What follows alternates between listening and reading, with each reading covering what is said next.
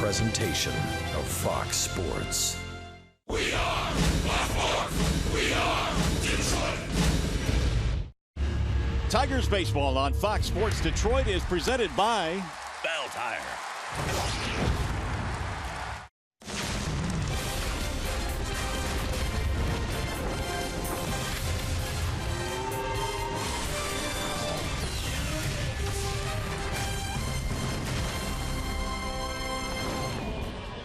Earlier today, the Tigers powered their way to a victory in Game 1 in the doubleheader. Justin Upton and Victor Martinez provided some big-time power. J.Up put the Tigers ahead, and Martinez gave them some insurance. A big 9-2 win in Game 1 of the double dip. It is a cool, crisp evening for baseball. And look at this. The Tigers now just a half game out of the wild card as we continue play here tonight at Target Field in Minneapolis. Hi again, everyone, and welcome to Tigers Baseball. Mario and Pemba alongside Rod Allen. Certainly glad to have you with us here tonight for Game 2 of this doubleheader. Tigers, well, I guess they took care of business in Game 1, Rod. A lot of power, some pretty good pitching from Sanchez. Total it all up to a win. Well, we talked about that when we came here a couple of days ago, that they could not allow the Minnesota Twins to stand in their way from getting to the postseason. The Tigers have handled their business in the first couple of games in the series. However, it's awfully tough to sweep a big league team. They'll have to play a really good competitive game here in Game 2. All right, how about Justin Upton? Another home run in Game 1 of this series. Really, since the end of the month of August, Upton has been a whole lot of fun to watch and as good as anybody in the league. You know, Brad gave him those 3 days off, but you have to give Justin a lot of credit because he told me point blank he did a couple of things. He backed off the plate, which really allowed him to get a lot of bat speed through the strike zone. And he said he also watched some of the other Tigers hitters. He said he noticed how quickly Ian Kinsler was getting his front foot down. He said he also noticed when he was off for 3 days how much patience Victor Martinez and Miguel Cabrera has had. And then when you add it up since August 20th, you get these kind of numbers with these kind of American League ranks for Justin Upton, who has simply been carrying this Tigers team for the last couple of months. Got ourselves a really good pitching matchup here in the nightcap. Justin Verlander is on the mound for the Tigers, and of course we know what he can do. Irvin Santana is probably the best the Twins have. They need a big start from him tonight. Well, something's got to give here because since the beginning of July, these two are 1-2 as far as the earned run average is concerned in the American League. Justin with a 2.11 since the beginning of July, and Irvin Santana a 2.33. And when you add in the fact that both guys have had a lot of success against the ball clubs that they're going up against here tonight. So the Tigers are going to have to make sure they stay off that real good slider that Santana was throwing at them when they saw him last time. He'll show you fastballs all over the strike zone, but it's that slider that he wants to get to, that he wants to get you out with, which has been his best pitch lately. All right, Tigers have not lost in this ballpark this year. They don't plan on losing the nightcap here tonight. Stay with us, the final game of this series and the doubleheader coming up. After a short break, back to the studio and Trevor Thompson. Welcome back, Victor. He was hurt on Sunday, but he came back with a bang here today. Homered in Game 1. Tigers Twins next.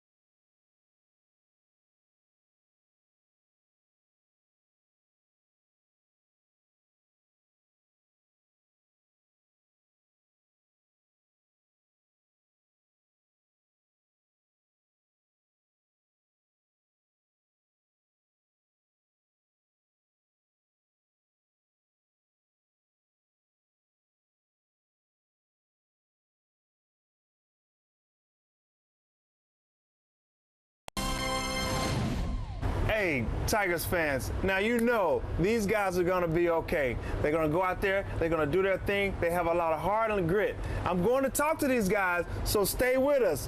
We're going to have a good next 2 weeks, and we're going to get to the postseason and have a lot of fun. I miss you guys. I love you guys. Tigers all the way to the old D, baby. Peace. Thank you. You know it for sure. There he is.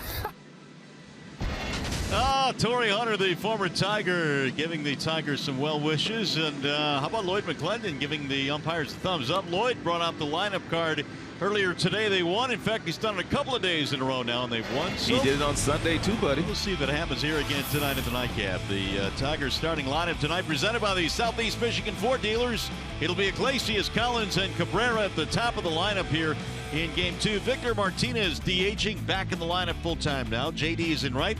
Upton is in left. You've got Ibar, Saltalawakia, and Romine rounding it out for the Tigers here in Game 2, and they are facing the right-handed offerings of Irvin and Santana. Tough assignment tonight for the Tigers. Santana's always been tough on Detroit. He comes in 7-10 in his 28 prior starts this year.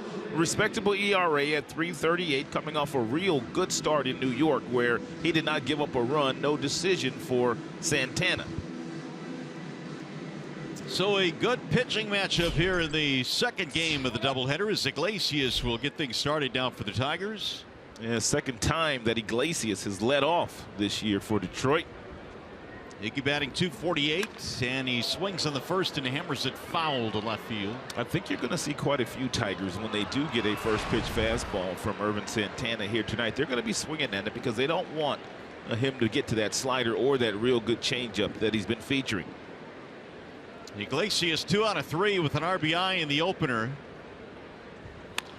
And he'll shoot that one foul to left field as well. 0-2 the count. Cool evening here tonight in Minneapolis. There's it's kind of a cloudy, overcast evening, but no sign of rain in sight, and that is good news after last night. Here's the 0-2. Swing and a miss, and Iglesias goes down on strikes. Nasty pitch.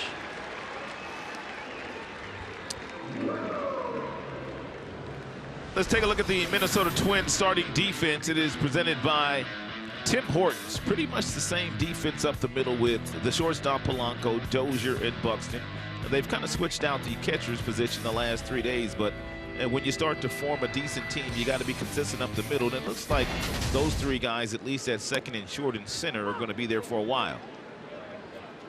Tyler Collins getting the start in center field tonight in Game 2 as Cameron Maybin gets the night game off. TC also has decent numbers against Santana. Not many Tigers do have good numbers against Irvin, but he's one that's got a few hits off of him.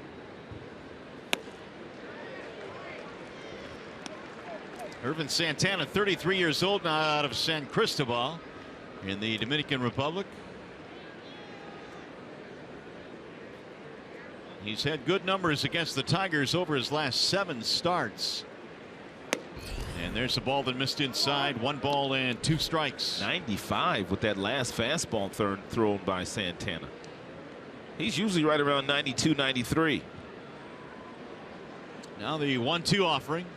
And Collins swings and misses. There's that slide piece. Another dandy pitch by Irvin Santana. 2 gone on a pair of strikeouts. Field conditions tonight. They are presented by Ace Hardware and the Scotts Company. 63 degrees. And the Tigers hoping to sweep this doubleheader here today. After the rain out last night, they played a 9-2 ball game this afternoon. The Tigers won that one. And Cabrera backs out of there 1-0. Miguel in 308 was 0 for 4. He had a walk in the first game. Also picked up an RBI. 94 driven in now for Miguel as he tries to get to 100 on the year.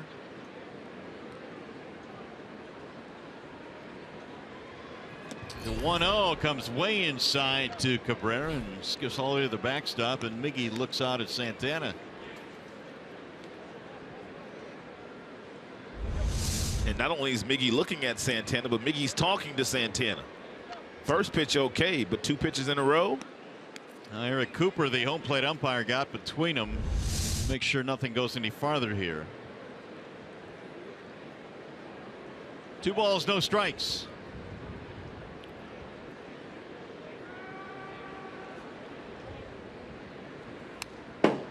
Two and one now on Miguel.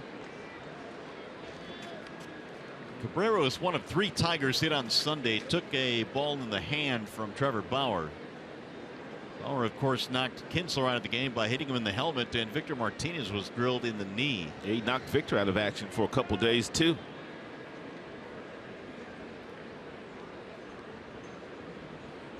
Here's the 2-1 pitch. Swing and a miss. Man.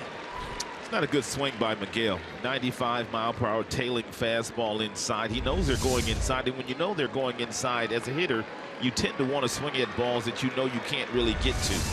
And Miggy needs to make sure he makes him keep the ball out over the plate. Swing and a miss, and he went fishing for strike 3. Santana starts the game by striking out the side.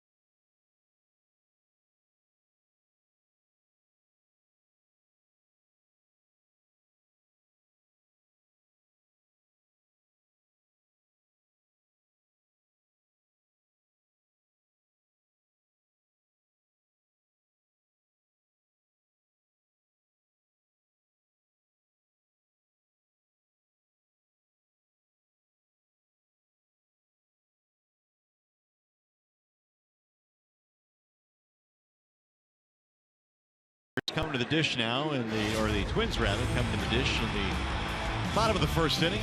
And here is their starting lineup presented by the Metro Detroit Chevy dealers. Dozier, Schaefer, Polanco in the top 3 spots. Another homer for Dozier in the opener.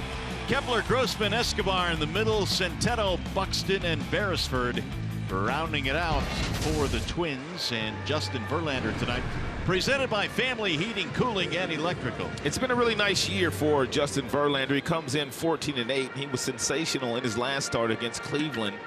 Did not factor in that decision. 7 innings, only gave up 1 hit. He has 223 strikeouts. Before the night's over, he'll be the American League leader in strikeouts once again.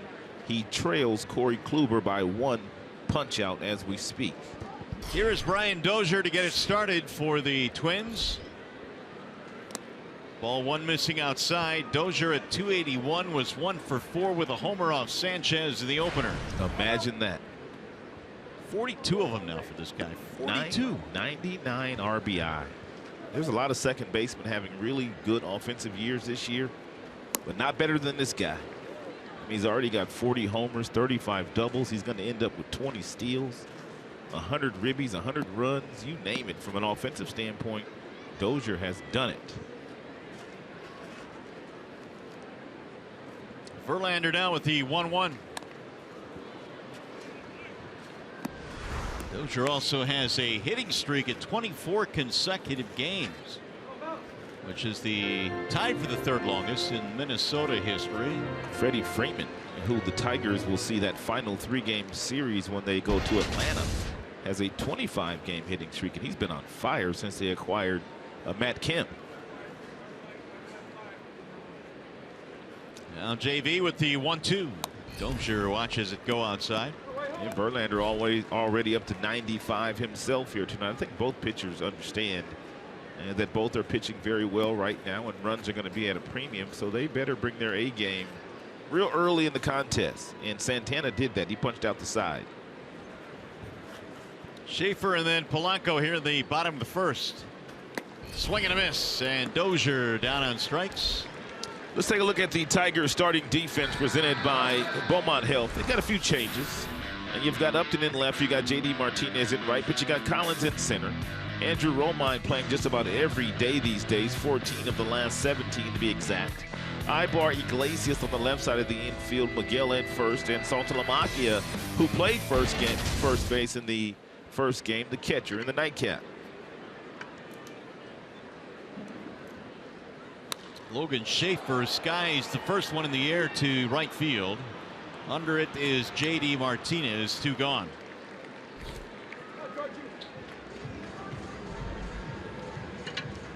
He'll bring up the shortstop Polanco. Polanco 2 out of 4, a couple of doubles in that first game. He's a pretty good offensive player. He's batting .287 coming into this one. He also made a real nice defensive play, taking a base hit away from Cam Maben in that first game this afternoon. And he'll step away from strike 1 in the outside corner. Verlander has won 7 of his last 9 decisions coming into this start.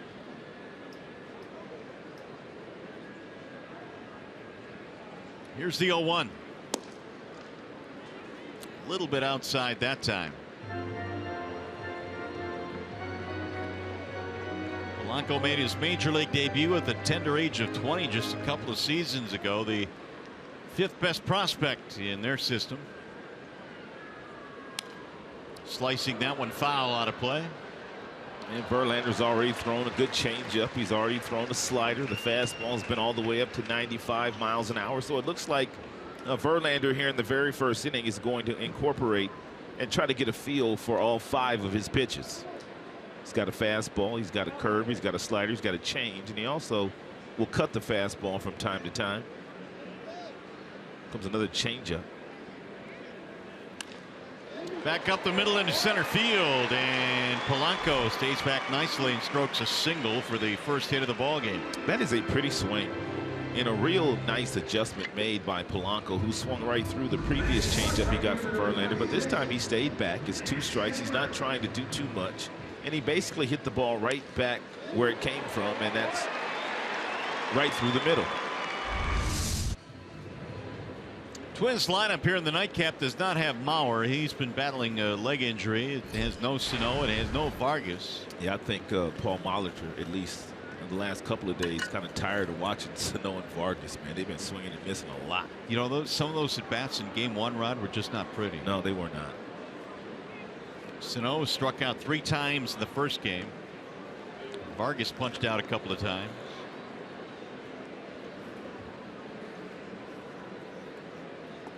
Kepler is the right fielder batting cleanup in this game. And another toss to send Polanco back. I don't know if it really had anything to do with it, and it didn't have anything to do with it, but the fact that Verlander has, since Mother's Day, wearing his pants the way he's wearing them, he's been awfully good since that day. Oh, it has everything to do with it. No, but the change, he made that change, and he just went off, man. And I don't think he'll ever wear his pants down around the shoe tops again. No, probably not. He's got the high tops going again tonight. The pant legs all the way up to the knees. Another toss back. Well, when you find something that works, you tend to stay with it in this game. He was outstanding in his last start against Cleveland. Cleveland really had Verlander's number the last couple of years, but he went out there and gave up 1 hit and threw 7 shutout innings. The Tigers would lose that game in extra innings. That'll get back out of play. Here's where the last couple of months Verlander will simply go to that fastball upstairs. He's got the highest spin rate on his fastball of anybody in the major leagues, which means it stays on the same plane from the time it leaves his hand all the way until the time it gets into the catcher's glove.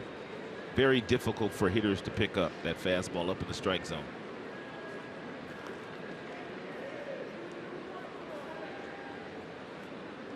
Runner going, ball high, throw down to second is in time. How about these Tigers catchers? Saltalamacchia cuts down Polanco trying to steal. And the inning is over. No runs for the Twins. They get a hit. And Saltalamacchia equal to the task. Polanco's out.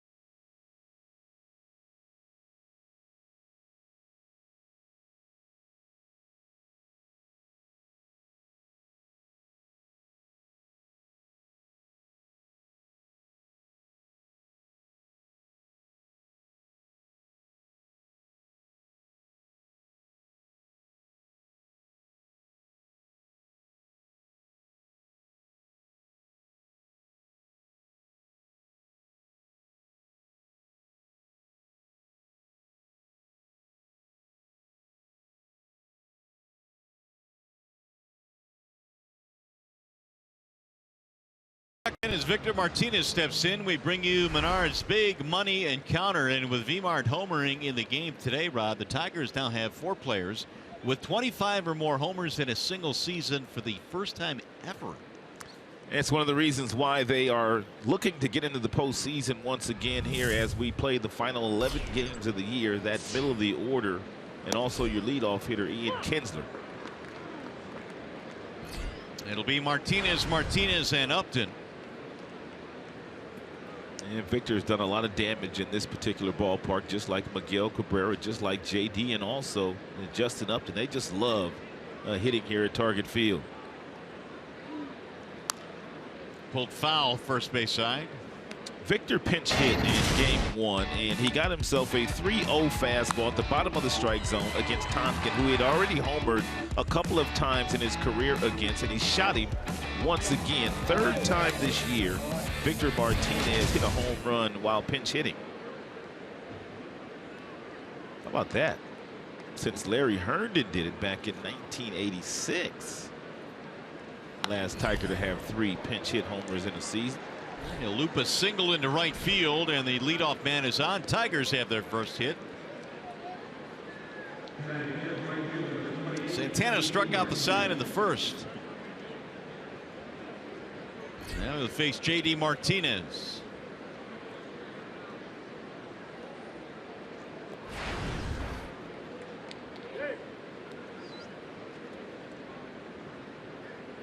JD had a walk, but no hits in that first game today. 1-for-7 in the series here against the Twins.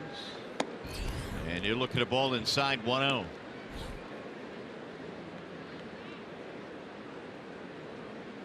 Santana's last start against the Tigers was on September the 12th. 5 innings, 1 run, but the Tigers won that game 4-2. 2-0. Yeah, he threw 5 innings that day, but nearly 100 pitches. And so he was kind of all over the strike zone. He would not pitch to any contact whatsoever that night in Detroit.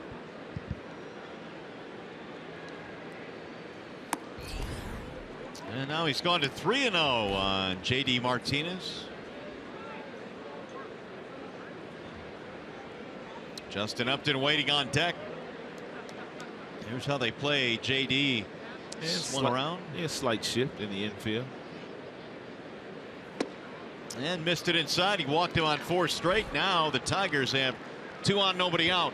Here is the Magic Moonshot. It is presented by Magic Window, courtesy of Justin Upton. It happened earlier today.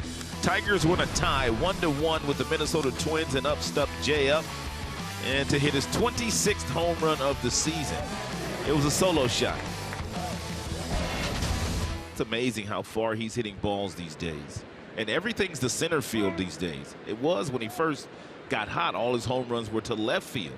But now everything to center field for Justin. He is not hitting many wall scrapers. The 3 that he hit earlier on this trip in Cleveland were all well beyond 400. Oh, that's right. Single walk here in the second. Nobody out. Tigers have an early chance here against Irvin Santana. Swing and a miss. Here's a look at Justin's home runs by direction. And most of his power is to center field and left field. Not a whole lot of power to right field, although he can reach the seats in that direction.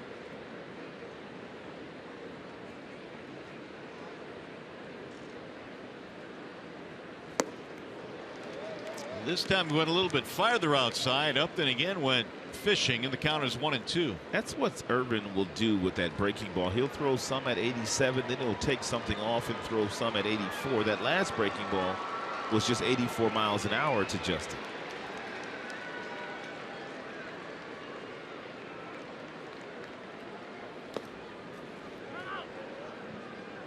Well, Santana has only 1 loss in his last 9 starts. He is hooked up tonight with Justin Verlander in what promises to be an outstanding pitching matchup here for the nightcap. Well, since the beginning of July, they are 1-2 in earned run average in the American League. Justin at 2.11, and Santana sits at 2.33. So they've been the best for the last couple of months.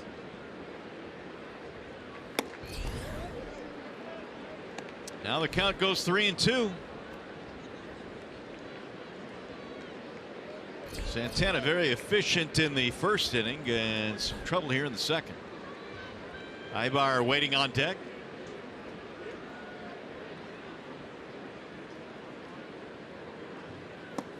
And he walked him, and that will load the bases with nobody out. Back-to-back walks, Martinez and Upton. Bring catcher Centeno out to the mound.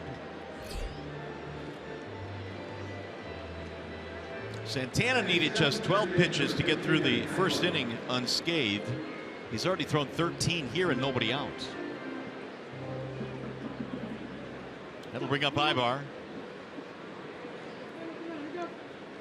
Yeah, these two were once teammates, and they both played for the Angels at the same time. That's where Irvin started his career, and of course that's where Ibar also started his career.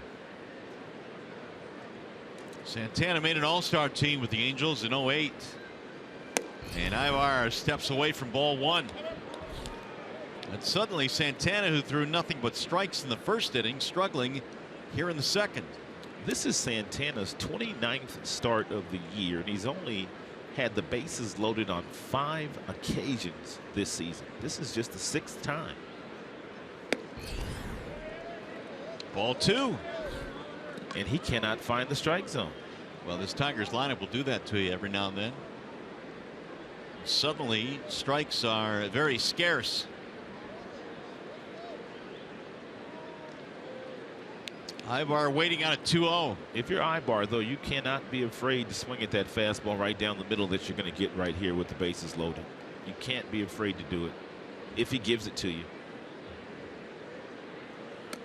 Oh, it's going to go over the glove, and runner at third is Martinez. He is certainly not going to try and score.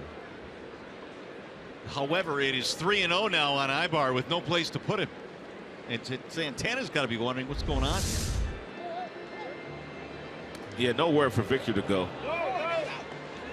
As a matter of fact, Victor makes no attempt to even score. He just shut it down and went right back to third. Yeah, he did.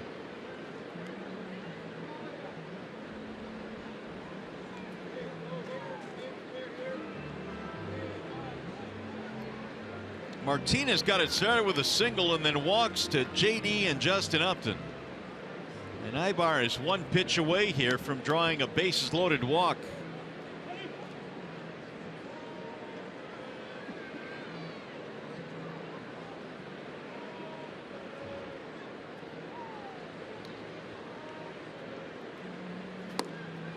And there is ball 4, and that will force in a run. A bases loaded walk to Ibar, still nobody out, and a run in. It's amazing. I mean, Santana in the first inning looked unhittable. And Neil Allen, the pitching coach, is going to have to go out and find out exactly what's going on with his ace pitcher. He's been pitching some outstanding baseball. It's the first run that Santana has given up in his last 13 innings.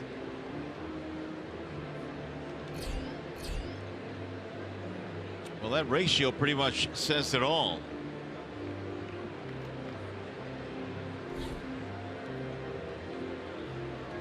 So they're still loaded, and Saltalamacchia will step in. Tigers lead 1-0. RBI number 33 for Ibar, who never took the bat off his shoulders.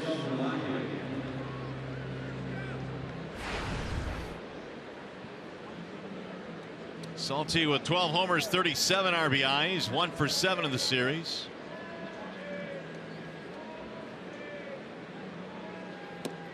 And a ball outside, 1-0. Salty 4 grand slams. One of them this year in Pittsburgh early in the season. 2-0 on Saltalamacchia.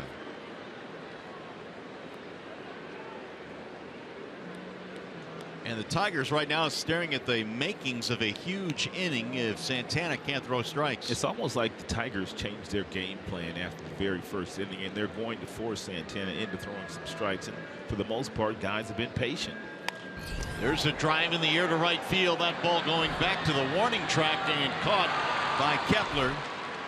JD will come in to score. Going to be a sac fly and an RBI for Saltalamacchia. Salty just missed that one. He hit it down on the label instead of on the barrel of the bat. And Saltalamacchia was looking for that fastball because he knew Santana was going to give it to him, and he was trying to hit a grand slam. But take a look at where the ball makes contact on the bat. It is on the label instead of on the barrel of the bat.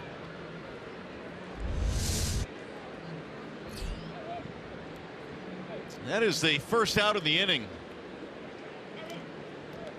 Here's Romine. Romine had 3 hits in that first game and 4 for 8 in the series.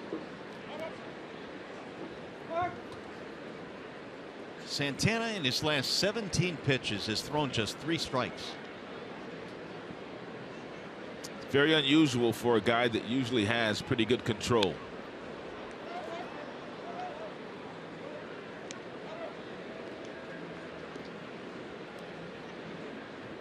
Well, Romine now at .485 against the Twins in a 10-game hitting streak, which he extended in game 1 of the doubleheader.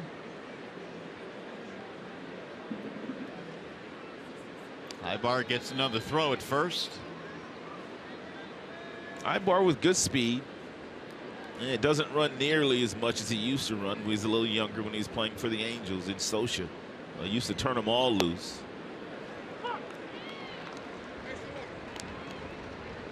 Oh, 2. Single and 2 walks started the inning, then a base on balls to drive in a run, and then a sac fly.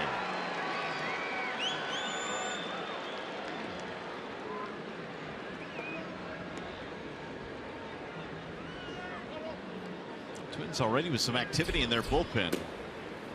The left-hander Albers is warming up. Wouldn't have thought that would be the case after that first inning in which he struck out the side. Santana very preoccupied with Ibar at first base.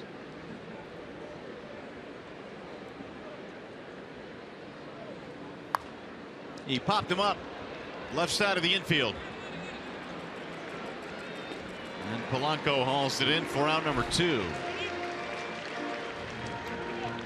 Hey, stay tuned to Tigers Live. Following the game, we select the Fox Sports Detroit Tigers Player of the Game, presented by McDonald's. Stop by for your breakfast favorites, now being served all day.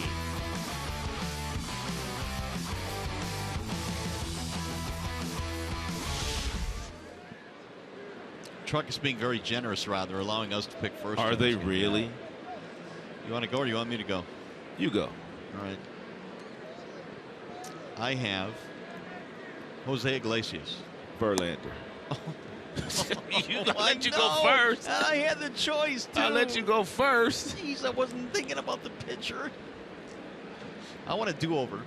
No, there's no do-overs. Iglesias struck out in the first inning. And he'll look at a strike. 1-1. Victor Martinez is the selection for the Truck. Victor's tonight. in the house. Yes, he is.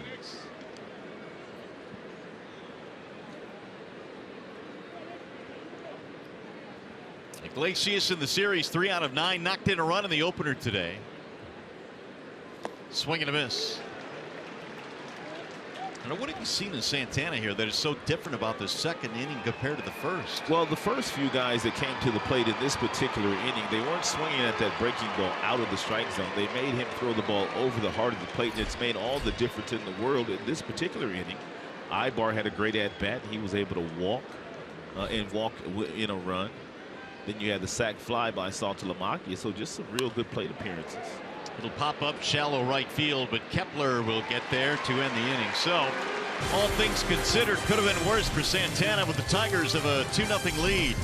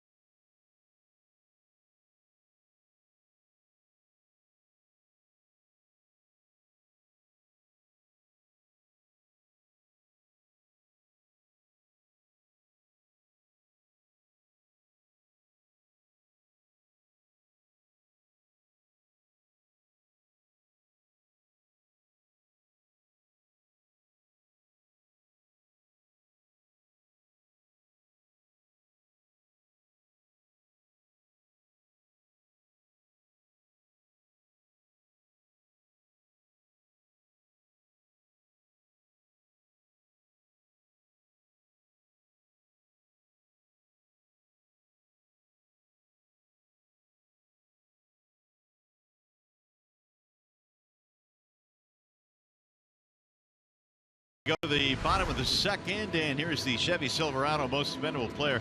Verlander now 224 strikeouts this season, the most in Tigers history for a player aged 33 season or older. And he just continues to get better. Verlander on his game this year for the Tigers. His next strikeout here tonight will put him back ahead of Corey Kluber of the Cleveland Indians. Both guys are tied right now at 224. Maxwell Scherzer is leading the world in strikeouts. Kepler, Grossman, and Escobar here in the second. Bouncing ball to third, gobbled up there by Ibar. Told you that Verlander was on point in his last outing on Saturday against the Cleveland Indians. The Cleveland Indians had pretty much worn him out the last couple of years, but not on this particular day. His fastball got up to 96, 97 in the very first inning. He threw outstanding changeups. He mixed in some pretty good sliders. A lot of soft contact that day for Verlander. He threw 106 pitches. He did walk 4, however. He walked 7 in the 7 innings. Excuse me, struck out 7 in the 7 innings that he pitched that day. Here's Grossman. That was a good baseball game, man. Oh. We watched that game. Obviously, it was a national game, but when we don't work sometimes, I don't necessarily sit there and watch the whole game, but I sat there and watched the entire game on Saturday. That's how good a game it was. Well, I know that both Terry Francona and Brett Ausmus felt the same way. Obviously, Terry more so because the Indians won that game. For sure. A lot of drama in a game that was 0-0. And JV had that no-hit type stuff going that day. It'll dive low and in. 1 ball and 1 strike on Grossman. .279 batting average, 1 for 5 in the series. That one was a homer in game 1 in the series.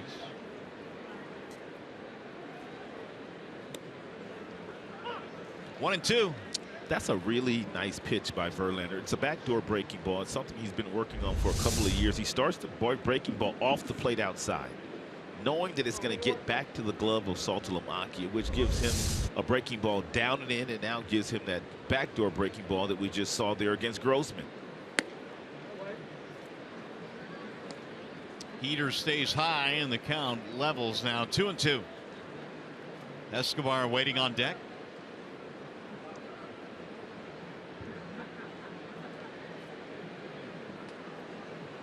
What do you think is going to be the criteria, Mario, moving forward as far as pitchers getting into the Hall of Fame? Because it looks like the 300 win thing is gone bye-bye. There's not going to be many pitchers that get 300 wins anymore.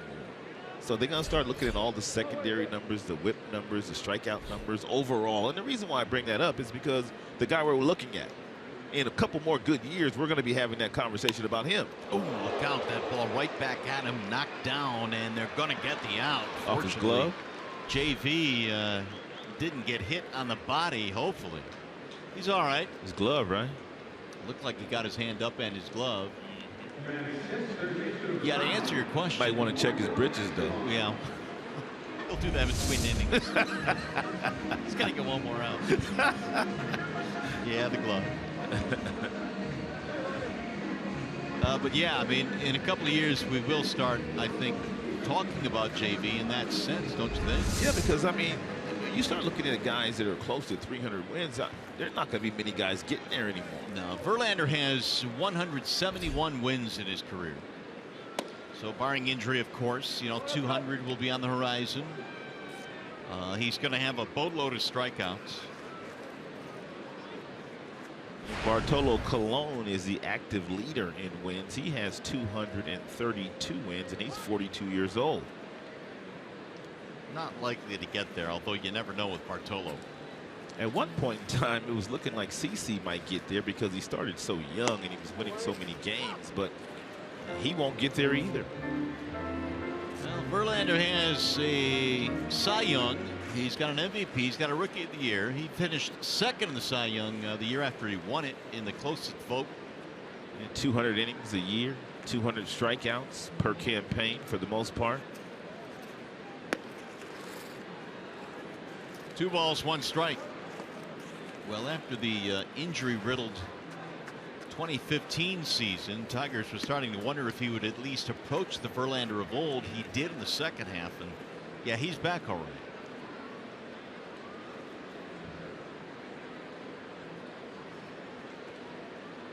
Two and one on Eduardo Escobar. Swing and a miss. 2-2. That's that fastball that we talk about when we talk about Verlander's fastball. It comes out of his hand and it stays on the same plane all the way until it gets into the glove of Saltalamacchia. That's what they talk about when they say high spin rates on fastballs. It stays on the same plane all the way. Got him. Strike 3. Do it, JP. 94-mile-an-hour fastball. Verlander's second strikeout of the game, and 1-2-3 go the Twins in the second. JV on his game early tonight.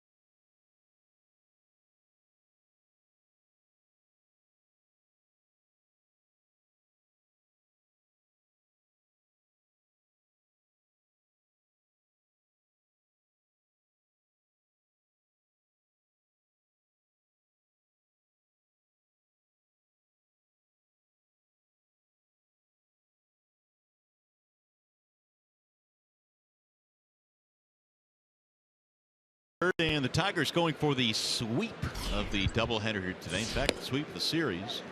As Tyler Collins leads it off, it'll be Collins, Cabrera, and Martinez facing Irvin Santana. And the Boston Red Sox and the Baltimore Orioles all locked in a tie here tonight in the 4th inning.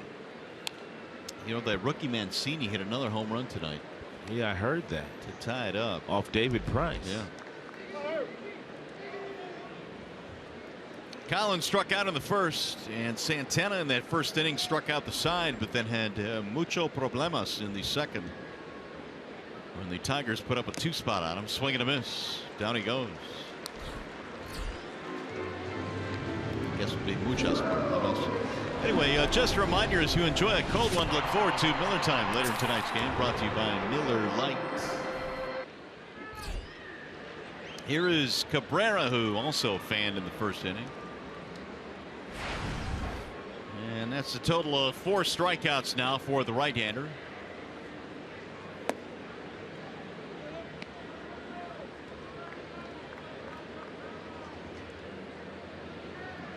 Santana allowed a bases-loaded walk to Ibar and then a sac fly to Saltalamacchia. Miggy slicing that one foul back out of play. 1-1.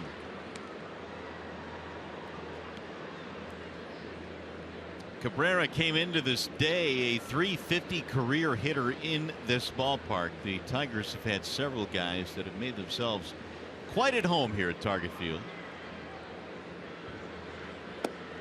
Up and in. In fact, the Tigers have a chance to win every game they've played at in this season series here in this ballpark. They've won 10 straight overall against the Twins. Santana continues to go aggressively inside to Miguel Cabrera. That's the second time here tonight that he's basically knocked Miggy off the plate.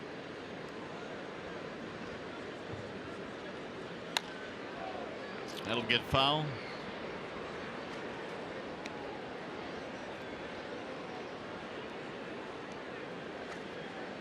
Well, when you talk about how you pitch to a guy like Miguel Cabrera, I mean, being aggressive inside has to be at the top of the list, doesn't it? Oh, no question. You have to go in there. You cannot be afraid to go inside against Miggy. If you leave the ball out over the heart of the plate all night long, he's going to wear you out. So you have to at least show him something inside. You take a look at Miggy's hot and cold zone. Up top, not so much. Anything down the middle, he loves it. Anything down and in, he absolutely loves. But you can see that 272 is that area that a lot of guys have been going to. Uh-oh, that ball hammered to center field, and it's going to get off the wall, the base of the wall. Buxton brings it back in. Throw to second is not in time. What a slide by Miggy. Cabrera doubles up the center field wall and was hustling the entire way. And he needed every ounce of that hustle to get in there. Well, Santana has woken him up here today. Miggy was 0 for 4 in the first game of the series today, the doubleheader, and then he's already gotten his tower buzz twice.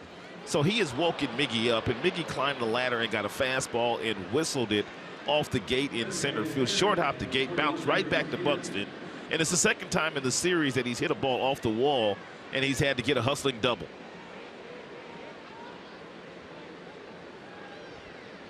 It looked like he gave Buxton a thumbs up as to say nice throw, but not in time. But take a look at the slide here, how he slides to the inside part of the bag away from the tag. He is a very intelligent base runner. We're waiting to see if the Twins want to challenge this. It certainly looked like he got in. It sure did. It was a great slide.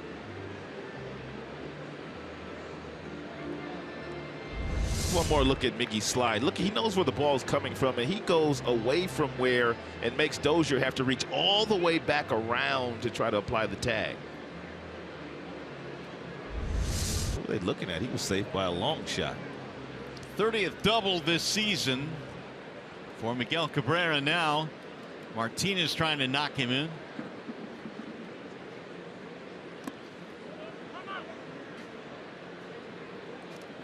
Victor had a single and scored a run in the second.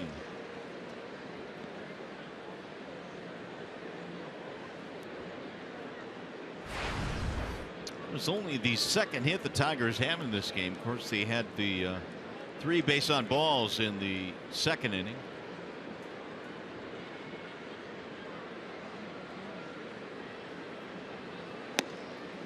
In there, a belt high strike.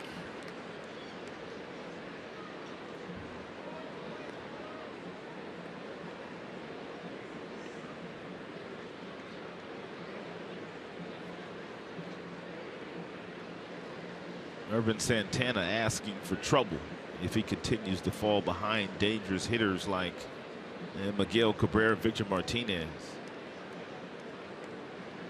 Miggy moving a little gingerly out there at second base.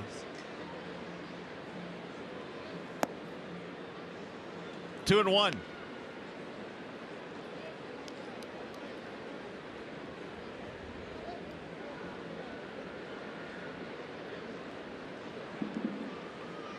Victor now with 80 RBIs, courtesy of his home run in Game 1 of this doubleheader. That'll back him out of there. 3 balls and 1 strike on Victor Martinez. You watch Miguel when he's on second base. He'll take one look at the center fielder. He'll look at the left fielder. He'll look at the right fielder. He'll look at all the infielders, and then he'll take another look at them just to make sure they haven't moved. And what that helps Miggy do is if there is a base hit, he knows where guys are playing, and he gets good reads and good jumps, and it helps him make plays. He's still looking at where the defenders are playing. I don't know why more guys don't do that, because it really helps Miggy in making better decisions on the base pass. You know, when you first pointed that out a couple of years ago, when you first started pointing this out, Check him out. Nobody really does as much as he does. But look at him. There are guys who will look left and right, but nobody turns to the outfield to actually look. He'll look this way. He'll look at the shortstop, the second baseman, and then once he gets out there and takes his lead, he'll look again just to make sure guys haven't moved on it.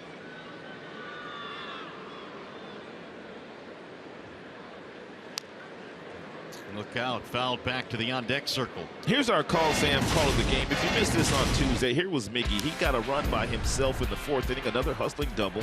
We talked about that, and then he went to tag up on a ball that was in shallow center field.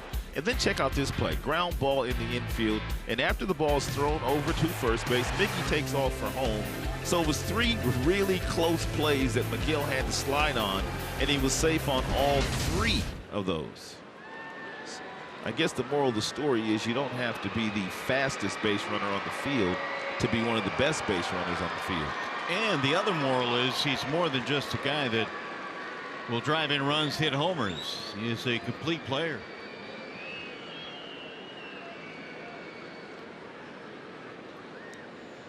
Full count, 3-2 on Victor Martinez. 1 on, 1 out.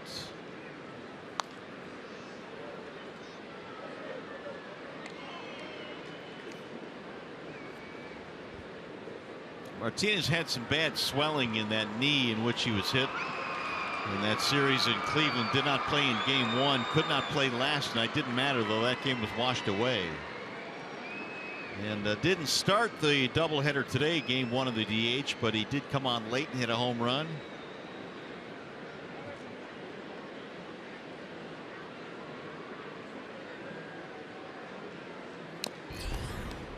Enough of it to stay alive. Victor's had a really good season against Minnesota Twins pitching. 367 overall. 17 for 27 right here at Target Field.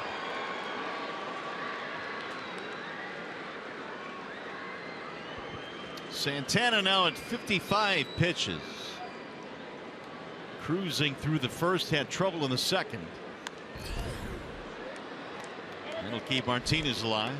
Already 56 pitches thrown for Santana, so he might get to 6 innings here today, and the Tigers are going to have another opportunity to get into that Minnesota Twins bullpen, which is really battered right now.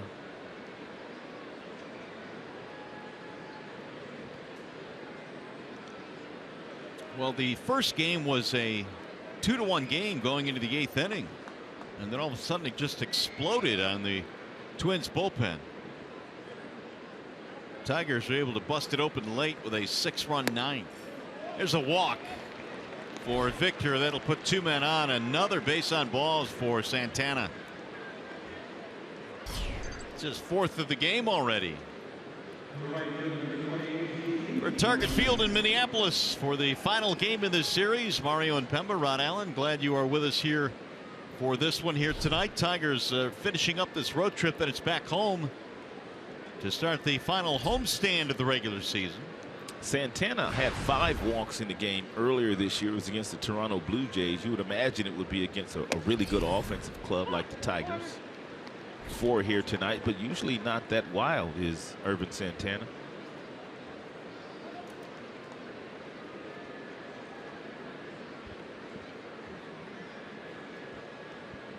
J.D. Martinez walked and scored in the second. 2 on, 1 out. That's a strike call. 0-2. And really, Santana can't afford to give up too many more. His team already trails 2-0.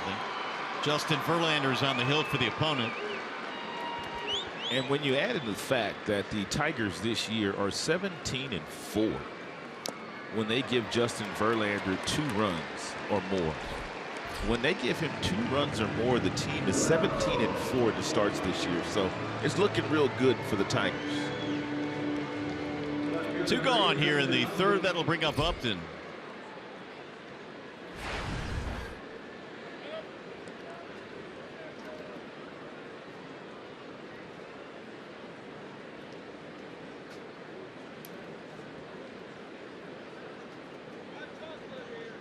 Justin had a walk in the second. Strike called on Upton. Santana pitching 8 years with the Angels at the start of his career. 1 year in Atlanta, 1 year in KC. He's been with the Twins now for a couple of seasons. Missed it inside. 1 ball, 1 strike. In fact, Santana has a no-hitter in his past. That was against the Indians back in 2011.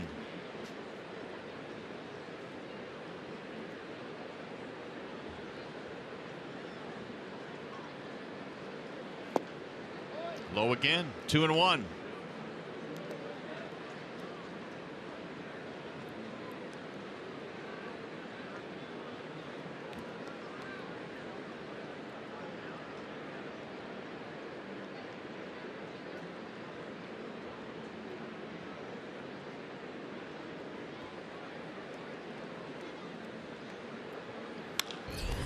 Driven to left center field.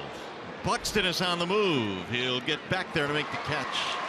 Inning is over. No runs. A double, a walk. 2 men left. On our way to the bottom of the third.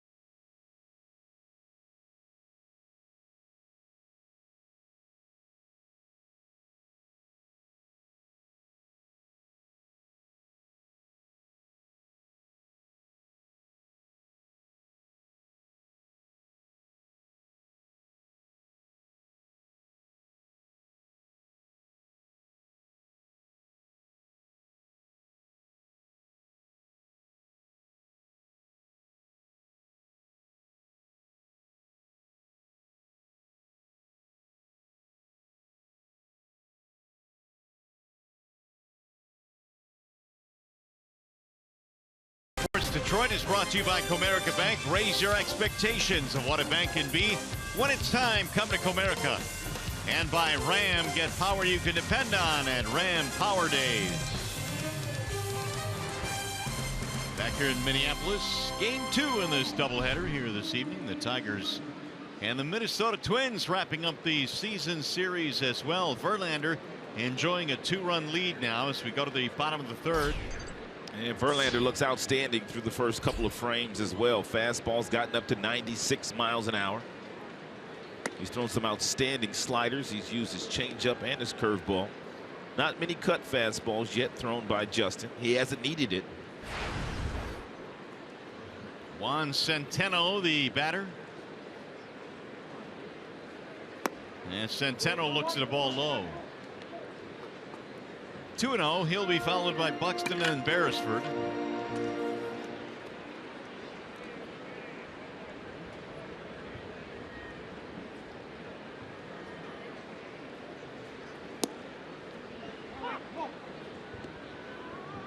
Verlander allowed a single in the first, but then they caught Polanco trying to steal.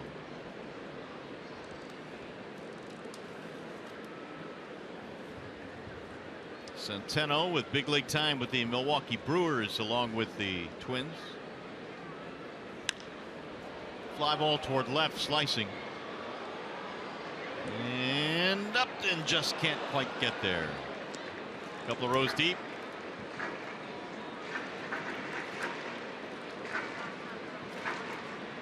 Two balls and 2 strikes.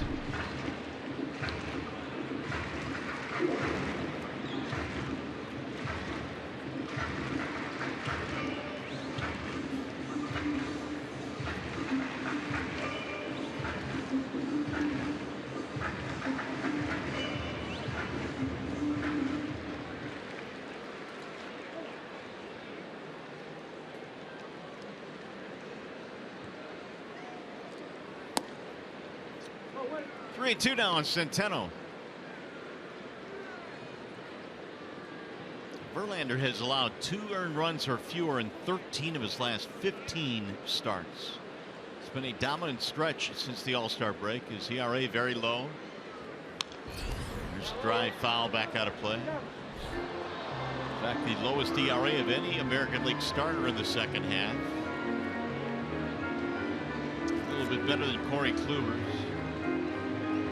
3 earned runs or less in all 15 starts since July the 1st. And Verlander is still in the Cy Young conversation along with Kluber, along with Rick Porcello of the Boston Red Sox.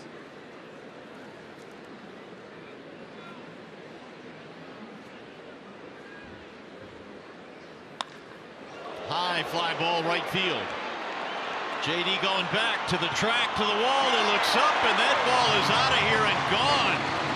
Juan Centeno has put the Twins on the board. It's now 2-1. That is the one thing that Verlander has done quite a bit of this year. He's given up quite a few home runs. But everybody in baseball has given up quite a few home runs this year. Well, he got on top of that one, didn't he? He did, man. I don't know where he got that power from. That is the 29th home run Verlander has given up this season. Whoa. Well, that was a solo shot, fortunately. Ball whistled foul. How do you hit a ball that far foul? That home run by Centeno, just his 3rd of the year. And you got to continue to pitch the youngster Buxton away. He's a dead pull hitter. He will go to right field, maybe for a base hit, but not a whole lot of authority. So you've got to stay away from him.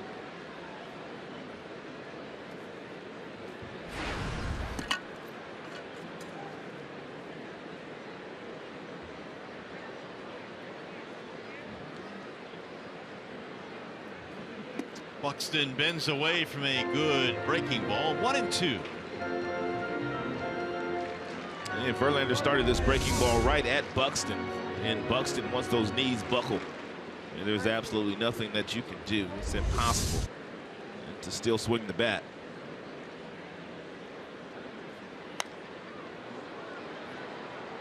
There was a cutter. First cutter of the night thrown by Verlander. 89 miles an hour.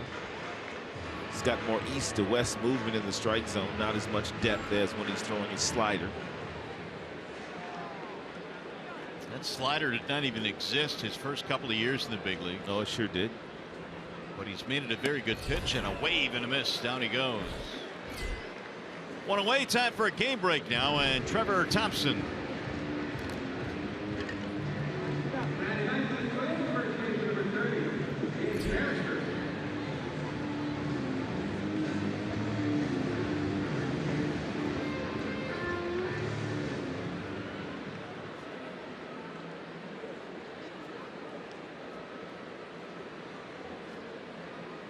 All right, Trev, you see a half-game lead right now by the Orioles over the Tigers. So by the time we get out of here tonight, the Tigers could be in that second slot for the wild card. That's what Tigers fans are hoping for. Not to mention the fact the Blue Jays are not that far ahead either for the first spot. And they're struggling right now, the Blue Jays. They're not playing very well. Boston is playing the best baseball of anybody in the league. Beresford is 3 for 12 this year. One of the September call-ups for the Twins. Kid's a great story. Spent 10 years in the minor leagues and was rewarded basically with a call-up at the end of this minor league season. He is from Australia. 10 years, a lot of years in the minors. It really is. Imagine how many bus rides. Of course, AAA, they're plane flights now, but still. They feel like bus rides sometimes, though. Yeah. With the amount of distance you travel. Some of them crop dusters they put you on early in the morning. They don't fly in crop dusters. They may not be as What's nice. the smallest plane you ever flew on, like going from Calgary to Edmonton or something like that? Yeah, like, but it wasn't a crop duster. It might as well have been a crop duster. Might have been a propeller, but not a crop duster. Now, those days are long gone, but still travel in the minor leagues not nearly as nice as it is in the big leagues. Here's the 2-2. Full count now on Beresford. Did you ever have a bus breakdown in the minor leagues? Absolutely. It happens every with year, no air doesn't it? conditioning. That's always fun. Everybody out, push the bus. Well, we got some stories. Foul back.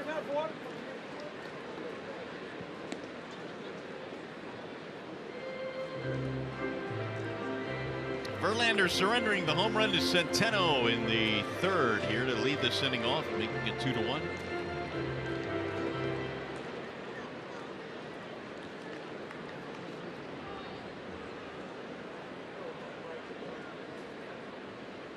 And he got him, strike 3. That's nasty. That was not fair. Absolutely nasty, that breaking ball. It's a curveball. And Verlander's about 6 feet 5 inches, so this ball starts out real high. And you give up on it as a hitter because you think that ball is going to be up and out of the strike zone, and all of a sudden the depth that he has on that pitch drops it right back into the strike zone very nicely. Check in now, John Keating. Mario, the first night we were here, the weather was spectacular. After that, the forecast was mostly dreadful. And I found this interesting. I asked Justin Verlander how much he peeks ahead to what the weather might be on a night that he is going to get the ball, on a night in which he is going to be the starter. And he said, not at all. Why? What's the forecast like? Well, we're actually surprised that the weather turned out just fine today because that wasn't the forecast. But JV has this single-minded focus. He doesn't even peek to see what Mother Nature might be having in store for him. Yeah, Keith, and I guess really if you're a starting pitcher, I'm not sure you can afford to do that, because if you do look and you see rain in the forecast and all of a sudden you show up at the ballpark and maybe mentally you shut it down a little bit. That's a great point. But Verlander fortunately has great weather to pitch in tonight. And I know, Keats, you check your app every time we come to the ballpark. Your weather app, trusty. Only in terms of how it's going to affect my toupee, whether or not it's going to get wet as I stand out here in the elements. Looks like you got a few more people around you for the second game. Yeah, we do. We're going to talk about that. If you're just joining us, what happened here this afternoon is almost unbelievable. We'll get to that a little bit later. In the meantime, a strikeout at Dozier ends the inning. A run in, though, for the Twins on the Centeno home run. Meanwhile, JV racking up the strikeouts as 5 in the ballgame.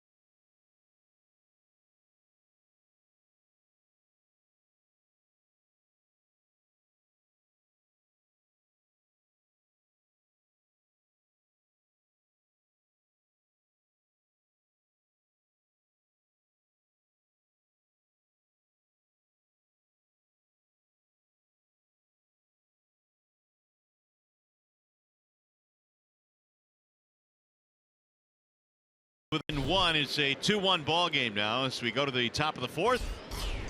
Tigers batting with Eric Ibar, Jared Saltalamacchia, and then Andrew Romine.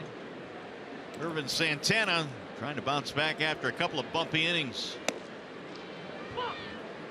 1-1 on Ibar. I wonder why Ibar is not bunting as much as he used to. I mean, he still has good speed. He's one of the best bunters in baseball, but he hasn't bunted all that much since joining the Tigers. You know, when he was with the Angels and we'd play the Angels, he would bunt 2 or 3 times a series, or at least it seemed. And they were always perfect bunts. I mean, he was always wait to the last possible second. The one thing that he did very well, that would be Ibar, is he would stay in the batter's box and he would make sure that he got the perfect placement with the bunt, and then he would run. And that helps you as a bunter. If you put it where you want it, then you take off, versus trying to run and bunt at the same time.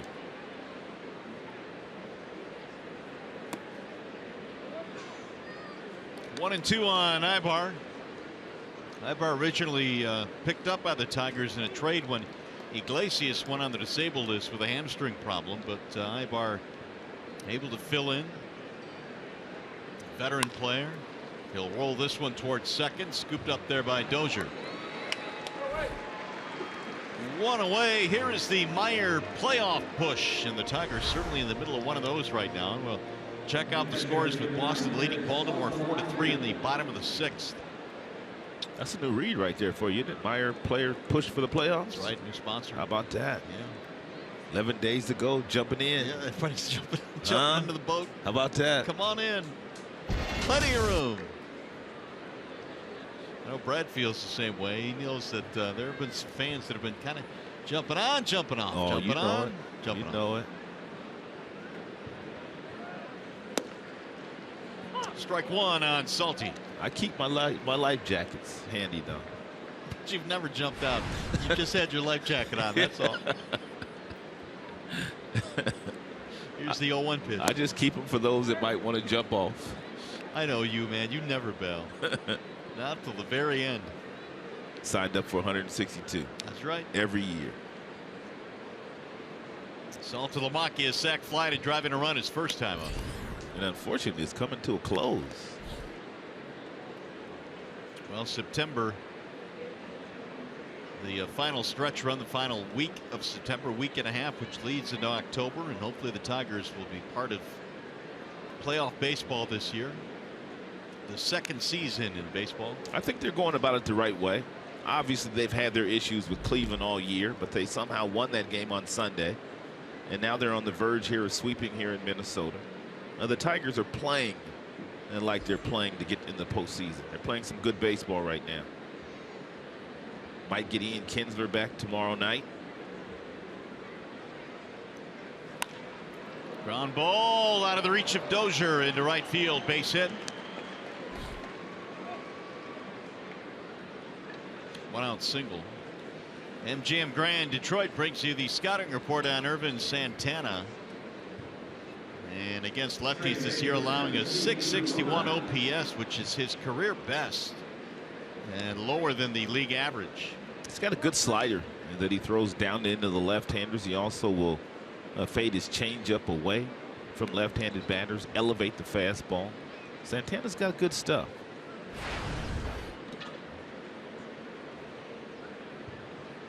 Romine popped up in his only at bat. You talk about wins that really either propel you or sink you throughout the course of the year, and that loss the Tigers had here on Dozier's home run, which kind of sent them into a tailspin last year. Well, that was a kind of a milestone game. I think this year that win the Tigers got against Cleveland after the 1-0 shutout was huge. Slow roller. There's one, and that's all they will get. Yeah, that was a big game. Because when we got to the ballpark that day, it was a very quiet clubhouse. And the night before, they said the clubhouse was really quiet, but the guys went out and played very hard. I think Trevor Bauer might have helped him by hitting 3 players that day, kind of woke some guys up. Well, the previous night, Carrasco left in the first inning after being hit by that line drive from Kinsler, and you figured, geez, they got to work the bullpen now the rest of the game, and we've got JV, but they ended up winning that game. And Verlander 7 scoreless in that game, and the Tigers could do nothing against 9 different relievers. 0-1 on Iglesias. Justin doing well again here tonight. Only a solo home run by Centeno in the first 3 innings.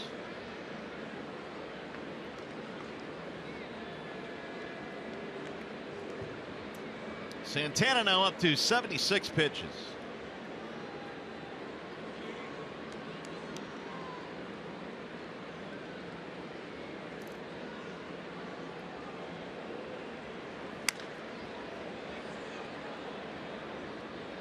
Oh, that play's got to be made.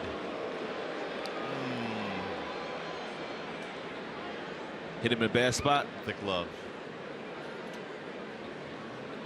Look at it. Oh, look at it, boy. Hit him in a bad spot. Oh, that's a tough feeling right there. Especially in front of all these people. What are you smiling about? He's laughing at all. That's good. 0-2 on Iglesias. It'll bounce in and away from Centeno. He can't find it. And the runner will advance. Romine to second. Wild pitch. Well, you saw Centeno reach over to backhand this ball. And the reason why there's a backhand and the ball in the dirt, because it's a 94-mile-per-hour fastball, and you're not expecting the fastball down that low. Therefore, it's difficult for catchers to get in front of that ball and block it in a more conventional way. Just don't have time to get there.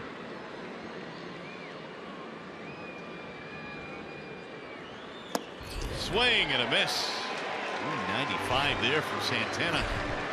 He dusted Iglesias. That's all for the Tigers in the 4th.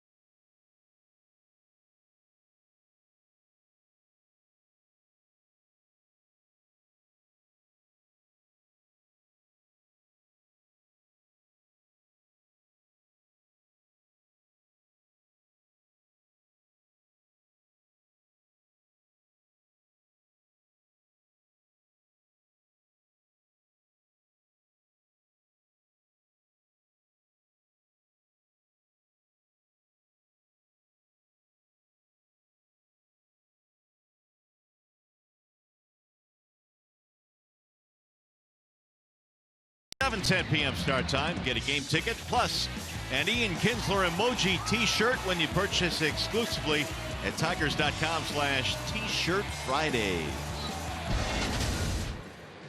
Here's Ian. Hopefully he'll be back in the lineup tomorrow night. He was out there taking ground balls earlier today. Must be a little chilly down there in the dugout. The boys got the sweatshirts on. They got the hoodies on. All bundled up down there. Well, temps at game time were in the low 60s. It's a little chilly up here too. Logan Schaefer leads it off for the Twins. Schaefer, Polanco, and Kepler, 2, 3, and 4 facing Verlander.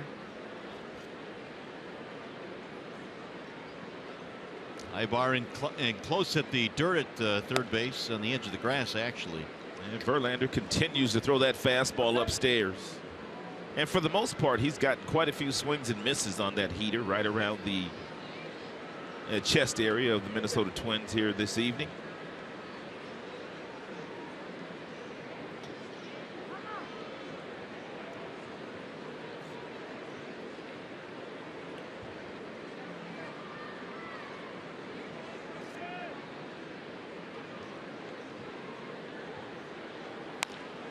A rope foul right back to his own dugout.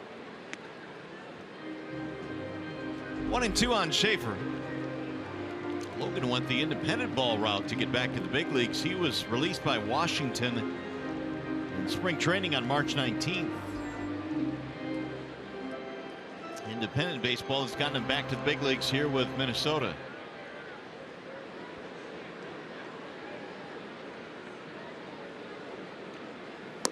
Inside, 2-2 on Schaefer.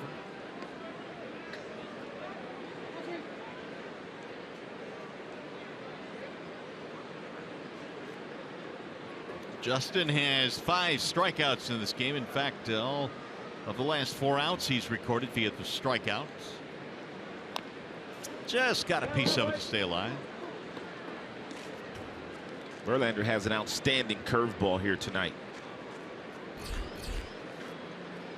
And for the most part, he's thrown it to the left-handers, although he did throw Buxton a curveball when Buxton was up as well.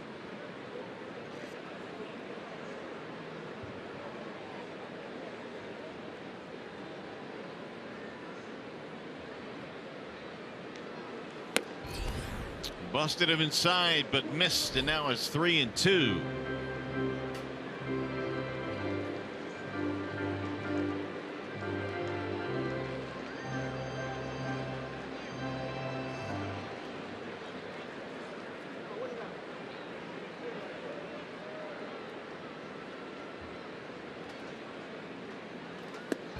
Low, he lost him, ball 4. Take a look at Verlander's feet here when he's in the windup. Most guys step behind the rubber, but he steps in front of the rubber. Then he pats that right foot a couple of different times before anchoring it into the dirt and then pushing off. So a unique way of winding up for Justin Verlander.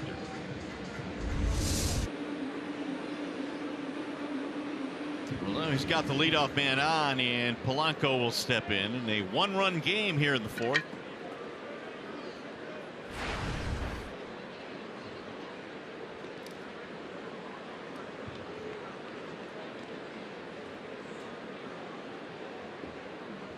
First walk of the ball game for Justin. Polanco had a single, tried to steal, was caught stealing. Slap foul back out of play.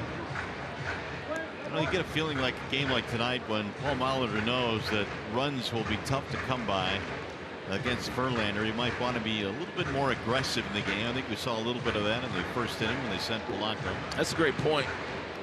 They've tried to steal 3 times already today. Twice in the first game of the doubleheader. They were not successful against McCann. And then also they attempted 1 steal in this game, and it was Saltalamacchia that threw out. Who did he get? Game 1? No, Saltalamacchia this game. Oh, this game he got Polanco.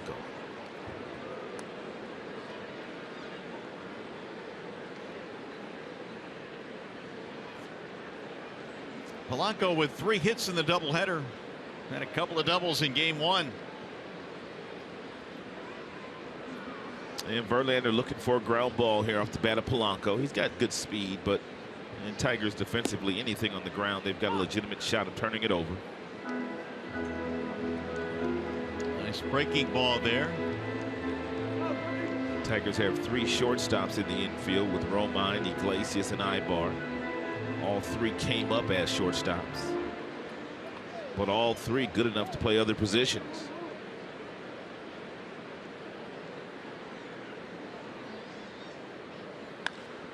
Whistled foul down the right field line. A little bit out in front of that one. 0-2. The count stays on Jorge Polanco. He was part of an international group that was a pretty good haul a couple of years ago. The Twins back in 09 went to Germany and got Kepler. They also signed Sano that year, Polanco that year. So 3 pretty good players from the international ranks. Just got a piece of it, and down goes Polanco.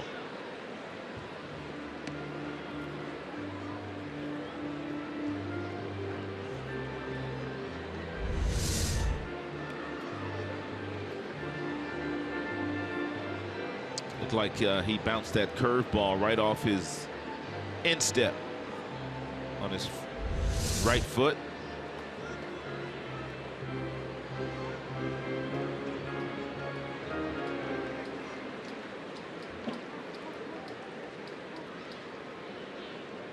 JB now at 61 pitches, and he'll fire it home and miss low. 1 ball and 2 strikes. And Verlander thought he had strike 3 there. He had a long look in for Eric Cooper.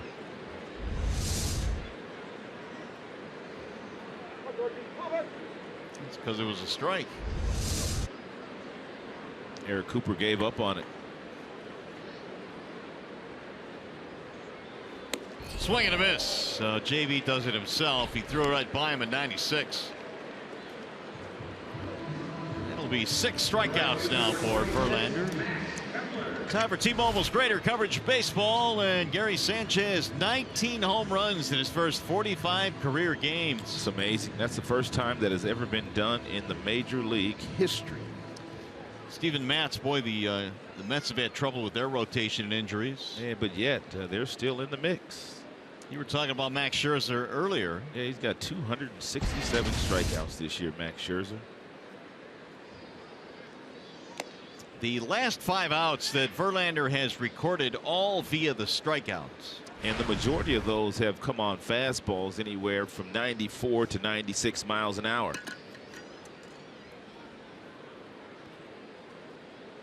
He has gone fastballs on first pitches 13 of 14 in this game.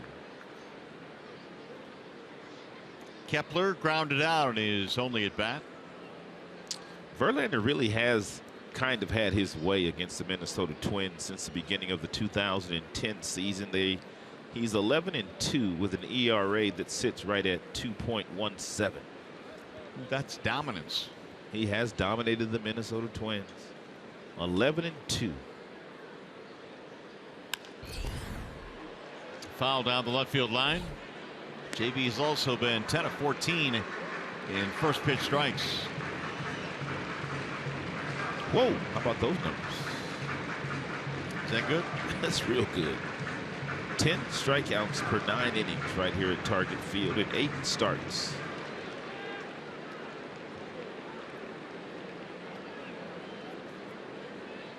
The only blemish so far, the home run by Centeno in the 3rd, the only run that he's given up. He's got Kepler 0-2.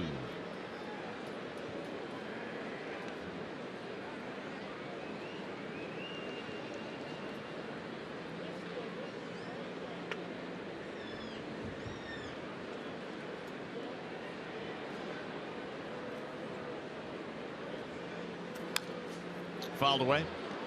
Kepler, growing up in Germany, played other sports really aside from baseball. Played soccer, played tennis. Baseball was one of the sports that he played. The Twins first noticed him at a very young age when he was 14.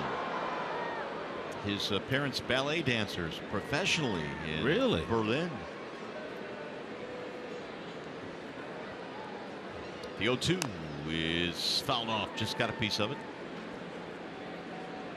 I think he can do one of those spin moves. I don't know what they call them. I got no chance at doing any of those things. I meant Kepler, not you. Oh. I bet Kepler could do it. He had both parents that could do it. That's right. I bet he could do all of it. Thought you were asking me if I could do it. No offense, but I knew the answer to that question. And another toss back to the bag. Schaefer let it off with a walk. He's still standing there with 1 out. And Verlander doing a very nice job of keeping his double play in order and not allowing Schaefer to take off from first if he's entertaining and the thought of stealing a base. Another one of those curveballs. And JB is starting to roll up the strikeouts now, 7 of them. It's kind of funny with Justin Verlander how he'll go through the first couple of innings and he'll use all 4 of his pitches and then he'll find one that they can't hit. And apparently that's the curveball here tonight. Here's our high-speed pitch on Justin Verlander. It is brought to you by Xfinity. Top fastball, 96. And one of those curveballs has landed in the catcher's glove very softly at 78 miles an hour. That'll make it 6 outs in a row recorded via the strikeout for Justin.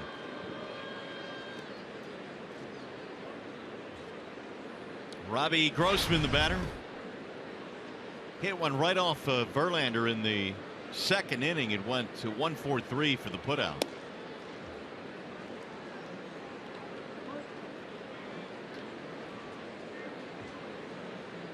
Two balls, no strikes.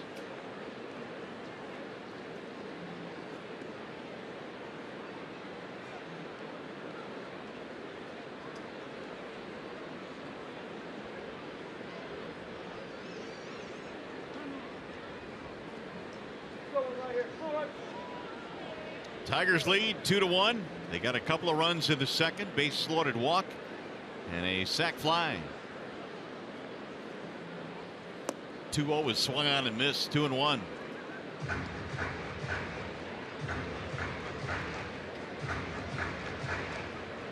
Well, Justin, as you predicted, running ahead of Kluber now, 230 strikeouts to lead the American League. And Chris Archer also on that list, along with Chris Sale and Boston's own David Price.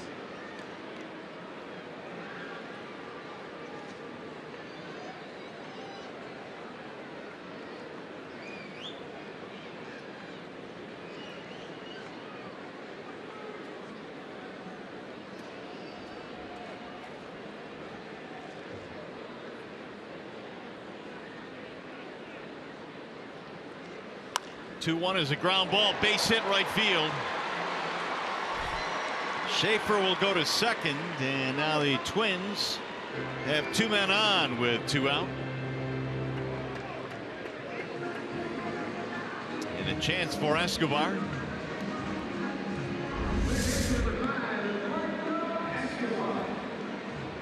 It appeared to be an 89-mile-per-hour cut fastball that was down in the strike zone. And most left-handers, as we've taught you, and most nights, they love the ball down.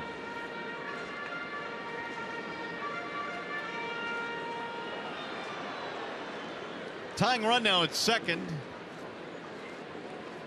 Escobar struck out in his only at bat.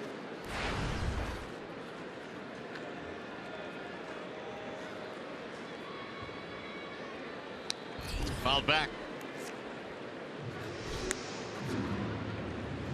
Verlander now at 73, so his pitch count starting to rise up as well. That's a lot of pitches, man, in the 4th inning already. I guess a lot of that has to do with all the balls they are fouling off against him, which is typically the case when he goes.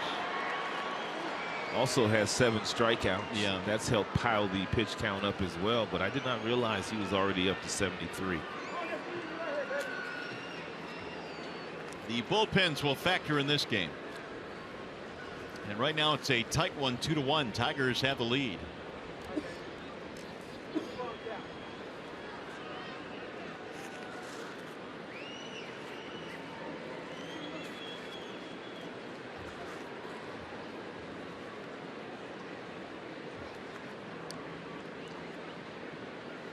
Escobar fouls it back 0-2. Ever noticed in big league ballparks where they have the picture of the guy at bat on their scoreboard, usually wearing a jersey, right, and a cap? Yeah, yeah. Here in Minneapolis, it's a little bit different. They've got guys actually wearing, you know, sports shirts, looking kind of casual.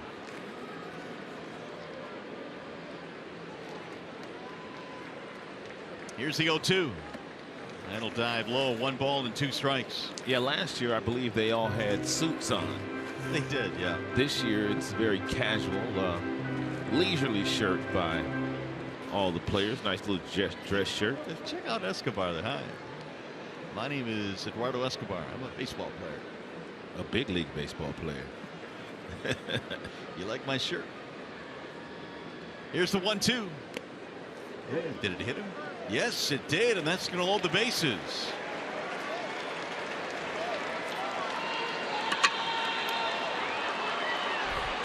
Verlander having a couple of words now with Saltalamacchia as they walk back to the pitching mound. They are loaded up now with 2 outs. Barely got him. Back arm, back elbow.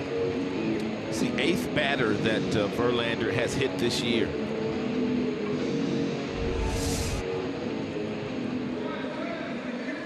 Well, here is Centeno, who delivered the home run in his last at bat.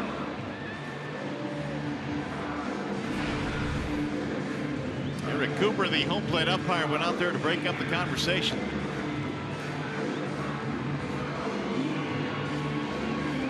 Twins have a walk, a single, and a hit batter here in the 4th. Verlander has been throwing quite a few breaking balls to the left-handed batters. Let's see if he does that to Centeno here. And there, a strike called. First pitch, 96.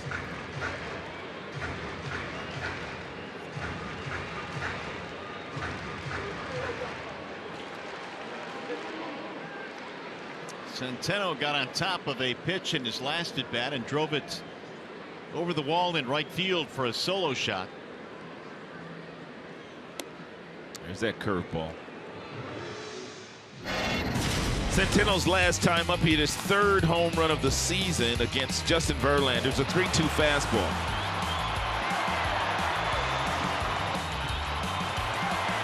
Only his 3rd home run of the season.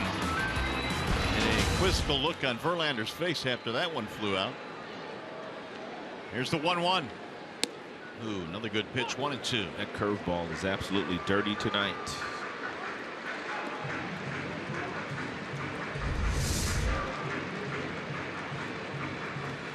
When you start to see a right-hander buckle the knees of left-handed hitters on a breaking ball, you know it's a pretty good pitch.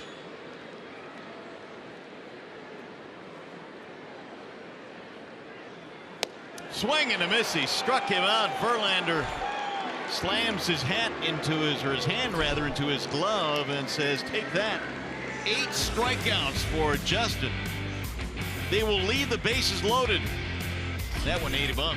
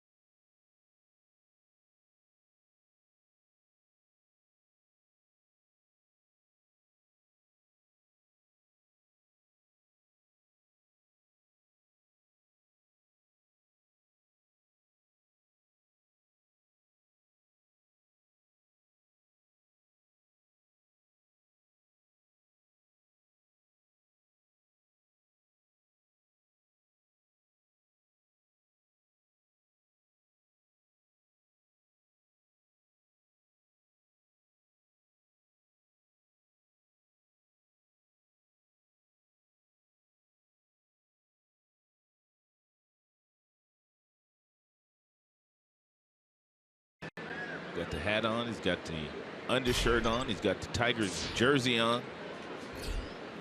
And Tyler Collins swings on the first pitch and flies it to left field. Schaefer backing up. And 1 pitch, 1 out. Collins now is 0 for 3 in this game. We'll bring up Miguel Cabrera. Santana has had only one 1-2-3 inning, and that was the first in which he struck out the side, and we're starting to think, oh boy, this might be a tough night for the Tigers. But they got a couple of runs against him in the second, and they have challenged in most innings here tonight. First one rides inside, 1-0 on Cabrera.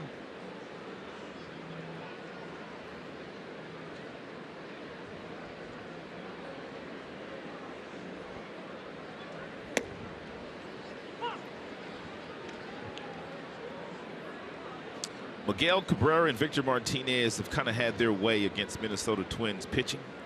Miggy with 40 career home runs and Victor Martinez with 27. Ground ball left side, deep in the hole. Polanco will throw him out. Nice pick there by Beresford at first base. 2 up, 2 down. Hey, tomorrow through Sunday, the Tigers host the Royals. It's Fan Appreciation Weekend. Randomly chosen fans will win prizes all weekend. For tickets, call 866-66-TIGER or visit tigers.com. Final homestand of the regular season coming up. And it's going to be a good one with KC and the Indians in town. Need big crowds out there. And good pitching matchup tomorrow night. Michael Fulmer against Danny Duffy of the Kansas City Royals. Ooh, that's primo. Victor fouls it away 0-1.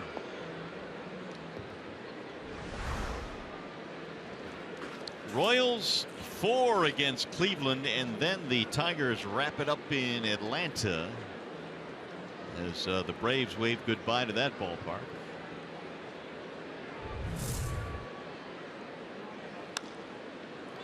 That will get fouled down the left field line. 0-2. It's been a while since we've been to Atlanta to play the Braves. Somebody said 2007 was the last time that we were there, but it's hard to believe it was that long ago. Tigers next year going out west for interleague play.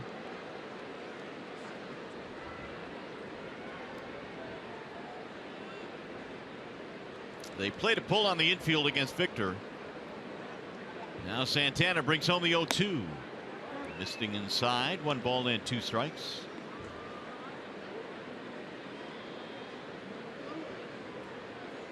Victor a single and a walk and a run scored tonight. One of the 2 the Tigers got against Santana back in the 2nd.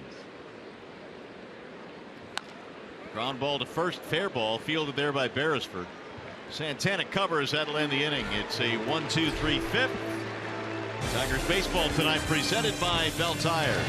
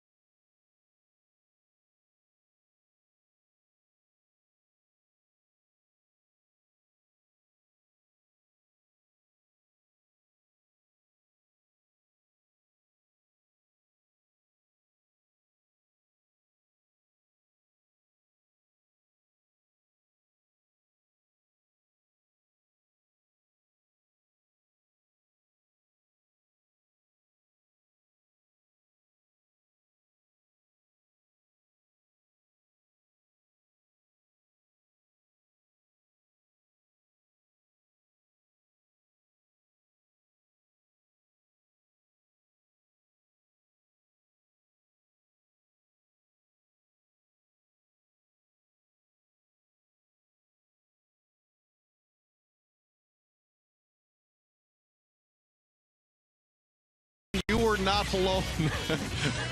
There was only a gaggle of people here at Target Field. There might have been 500 people. Of course, the game was scheduled for last night. It was washed out by rain, and so today became a doubleheader day. The Twins aren't going anywhere, obviously. There might have been 500, as I said, but they announced 18,374. Those were the tickets sold for last night's game. We were a long way from that, and Mario and Rod and I were aghast, really, at seeing a major league game played in front of such a small group of folks. You got to give the Tigers a lot of credit, John, Yeah. this afternoon for going out and playing the kind of baseball that they played, even though the crowd was that sparse. There are high school games that have more people at them than we had here today. It was very, very bizarre. Well, it was one of those things that happens. The rain out, of course, sent people scattering home last night, but they came. A few of them did to see the ball game today. I was kind of surprised we had as many as we did because it was really. Yeah, it was one of those gloomy days here this afternoon. There was a prediction of rain, and I guess the thought of John Keating being at the ballpark brought a few hundred. I don't know out about here. that. Maybe that's what kept them away. It wasn't just a late arriving crowd. It was just a non-arriving. Yeah, a not arriving crowd. Very good, Mario. All right, Keats, thanks. Salty will not get there. A couple of rows deep. Verlander can go a couple of different ways here against the youngster Buxton. He's just 22 years old, and even though he has a lot of talent, very quick bat, I mean, you can exploit in the weakness that he will chase. He'll chase upstairs, and he'll also chase breaking balls down and away. Let's see which one Verlander settles on here.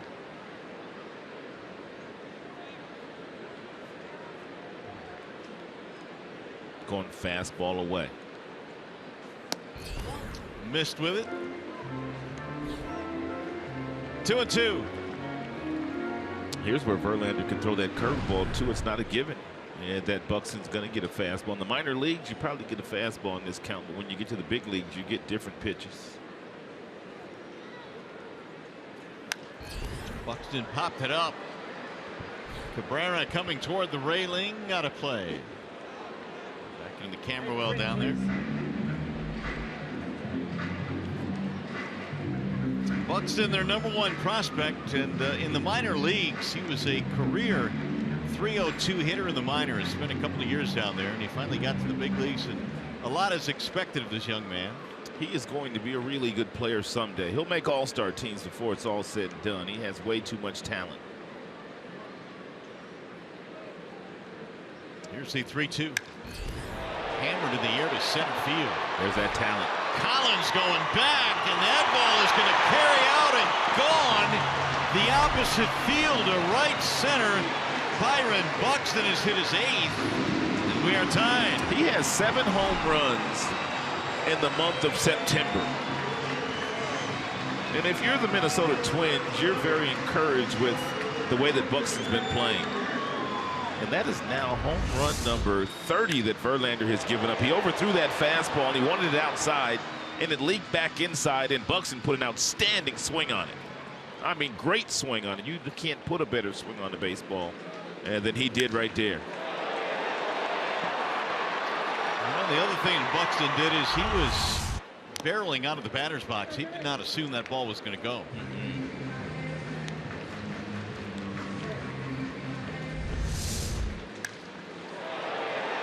And he's thinking, if this ball goes off the wall, I'm getting me a triple. No, I'm going to get me inside the Parker.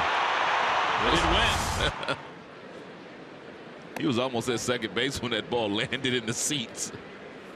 Both home runs, by the way, on full counts off of Verlander. And both on fastballs, and both on fastballs upstairs. 2-2 ball game. Beresford swings and misses. 1-2 the count.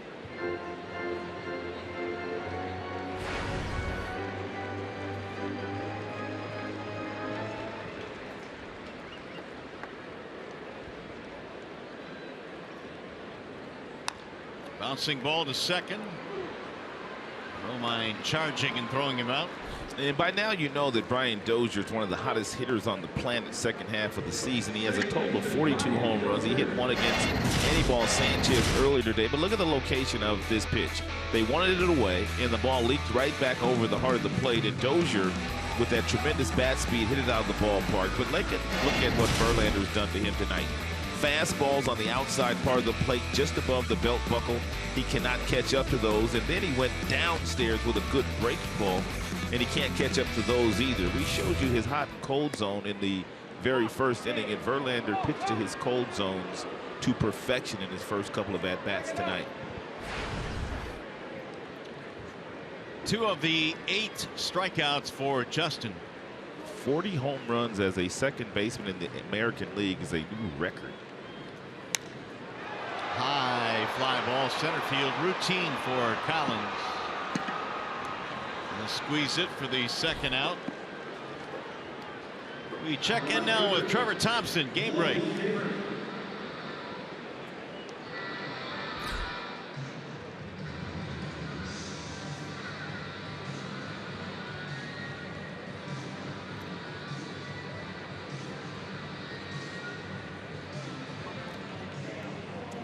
All right, Trev, and speaking of red hot, Hanley Ramirez, man, he's going on. Yeah, we've been talking a lot about Betts and Ortiz and Pedroia and Bogarts, but Hanley Ramirez is balling right now.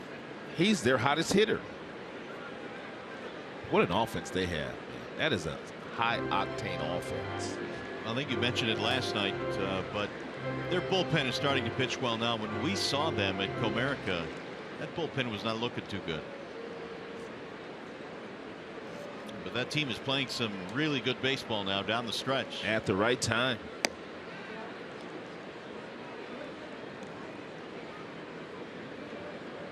Two balls and no strikes on Logan Schaefer. Tie ball game on the home run by Buxton here in the 5th inning.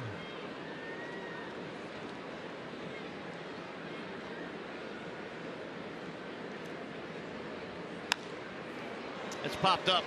Third base side Ibar in foul ground. Oh, look out. The wind got a hold of it. And that'll end the inning. The home run by Buxton, though, ties it up. 5 in the books here at Target Field. It is a 2-2 ball game.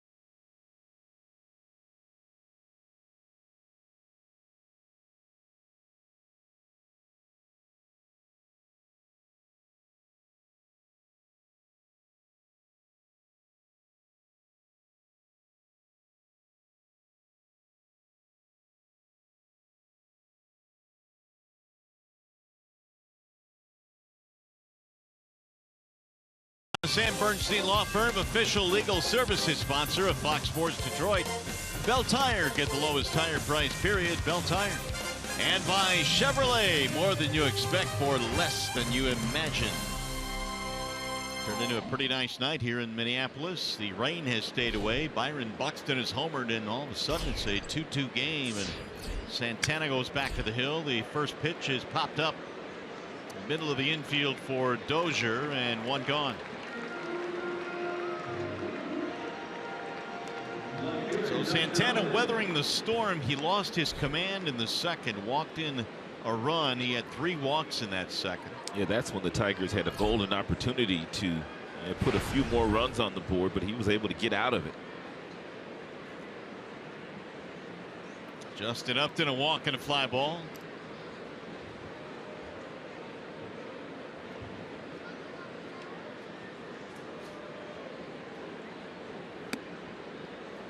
Little bit inside. 1 ball, no strikes on Upton. 20 RBIs now in the month of September for Justin, with 8 home runs as well this month.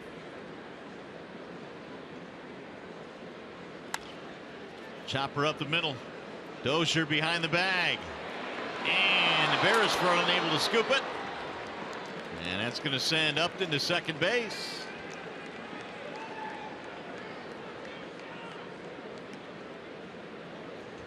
Single E4 on that play. It's going to be the 8th error of the season for Dozier. That play right there is one of the reasons why Ian Kinsler and guys like Robbie Cano are so special. They can grab that ball, and with their arm strength, they can get that ball all the way to the first baseman, throwing off balance. Now the Tigers have the go-ahead runner at second base. That'll bring up Eric Ibar. We've seen Kinsler go across the bag a lot in his career and make that across the body throw and put it right on target. Yeah, Ian has tremendous range at that position. He's 34 years old, so he's a little older these days, but Ian can go to his left, his right, go into the outfield and make plays, come in, make do or die plays. Ibar had a bases loaded walk in the second, knocking in a run.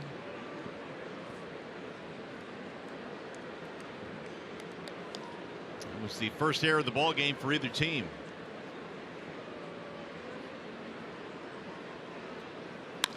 Bouncer up the middle. Into center field, a base hit. Here comes Upton, rounding third. Buxton's throw to the plate, not in time. And taking second is Ibar. The Tigers are back on top 3-2.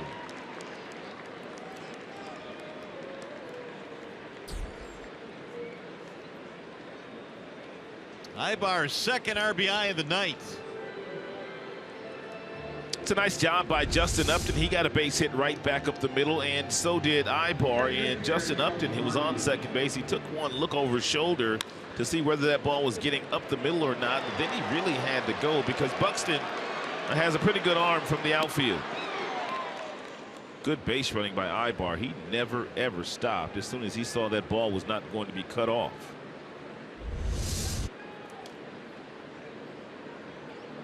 Here is Saltalamacchia. Tigers back on top by a run.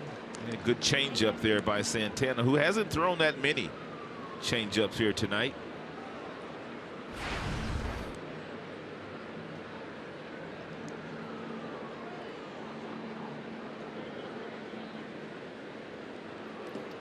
That'll get away from Centeno, and no throw to third base. They really have been giving the Tigers a lot of gifts here today.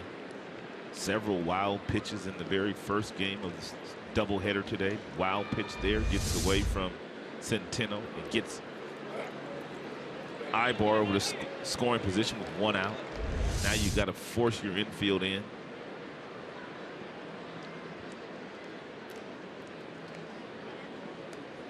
Ibar got a nice read on that ball. Quick break and got the third with no throw.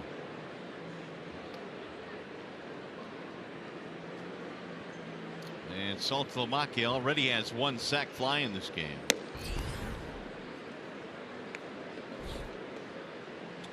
Santana's going to try to go back to the changeup at some point in time. If you're Saltalamacchia, you know that. You can sit on it until you get 2 strikes.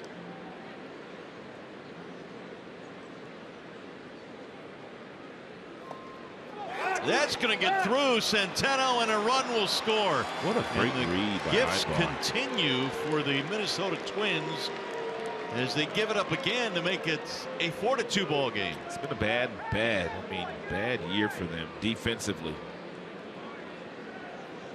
That is a breaking ball that just got right through the legs of Centeno. It's a catchable ball. Thank you very much.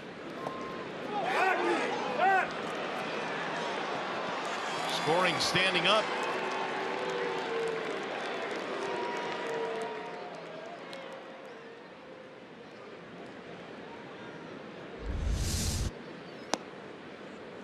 And there a strike.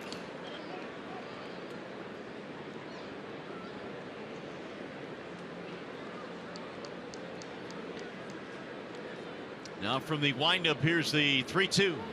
And Salty looks at strike 3 for the second out of the inning.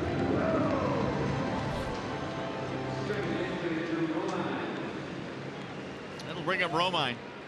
And 7 strikeouts now for Santana. Total of 15 in the game. Verlander has 8 strikeouts. Pulled foul down the right field line. And Verlander also up to 95 pitches. So you wonder how much further he'll be able to go in this game.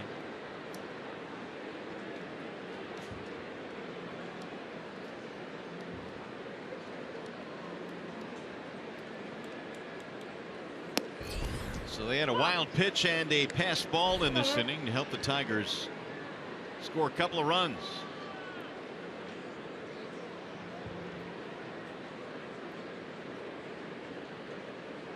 0-2 on Romine. Yeah, you had the wild pitch, you had the pass ball, and you also had the air on the second baseman Dozier, which helped as well. There's some action now in the Twins bullpen. Ooh, that pen has been busy the last couple of weeks. Tigers torched that bullpen in game 1, scoring 6 in the 9th. Romine strikes out swinging. They'll throw down to complete it. 8th strikeout of the ball game for Santana, but not before Tigers get a couple of runs. Ibar in the middle of both of them. 4-2 Detroit.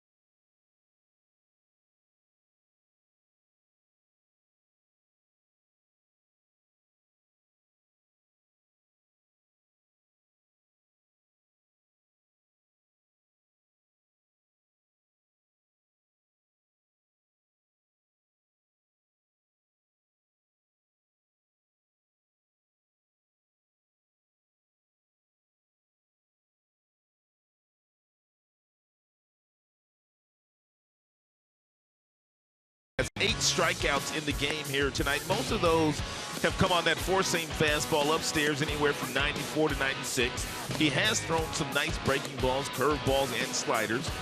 No strikeouts on his changeup. Verlander now with 231 strikeouts, the most in the American League. 5 innings, and so far just 4 hits, couple of runs, only 1 walk in this game. Go with those 8 strikeouts. And here come the Twins now. Down by 2 in the bottom of the 6th. It'll be Jorge Polanco to lead it off. This is the most important inning of the game for Verlander. You have to make sure that when your team gets back in its dugout, the score is still 4-2. Middle 3, Polanco, Kepler, and Grossman.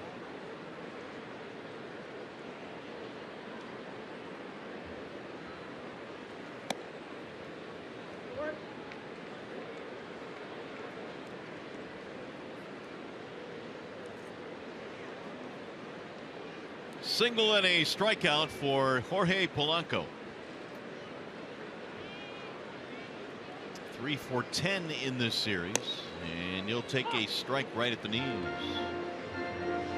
So the next one for Verlander will get him a little bit closer to 100. He's at 98 right now.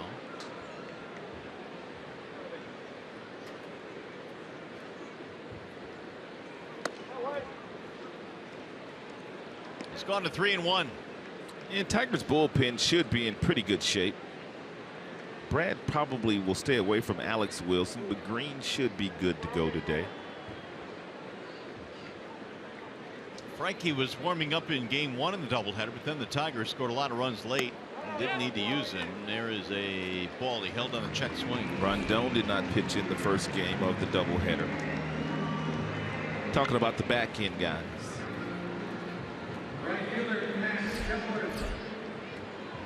Ooh, that 4th inning and that 3rd inning. Stressful for Justin here today.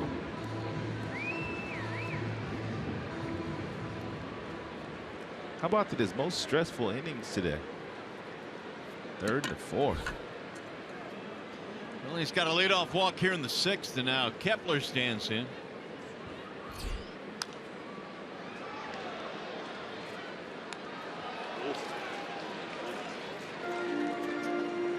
Kepler ground out and a strikeout.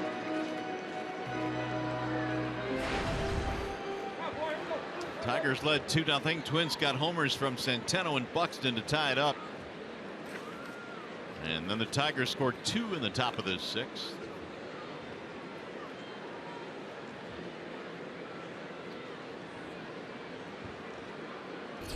Here's action now, and Justin Wilson warming up in the Detroit bullpen.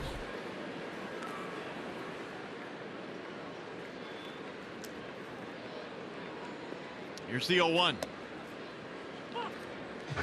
Quickly 0-2 now on Max Kepler. It's a time of year where Brad's not going to allow Verlander to go much more than 110. He threw 116 a couple of starts ago, but just about every start 106, 104, 111 in that range. So he pretty much has one more inning.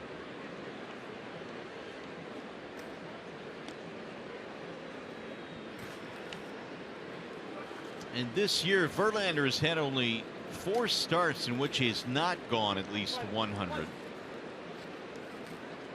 He goes deep into games. 0-2. That's why Brad wasn't all that concerned at going into his bullpen in the first game of the doubleheader today, even though Anibal Sanchez was pitching great baseball. Sanchez pitched 5 innings and he retired the last 9 going into the 6th. But Brad went to his bullpen because he knew that Justin Verlander on most nights gives him 6-7 innings, and you don't need as many bullpen pieces. That too, and I think Anibal Sanchez's this year's track record in the 6th inning not good too. So I think Brad was kind of looking ahead. And that may have been the overriding factor in that first game. 5 strong, they decided to get him out. Sanchez did a wonderful job in that first game. Got him. What a pitch there by Verlander. It was at the top of the strike zone. The left-hand batters today have not been able to do anything with the Justin Verlander curveball. Some he started high, then ended at the belt buckle. Some he started off the plate like that one, and then they end up right over the heart of the plate. And it appears to me that the curveball has a much bigger break to it tonight.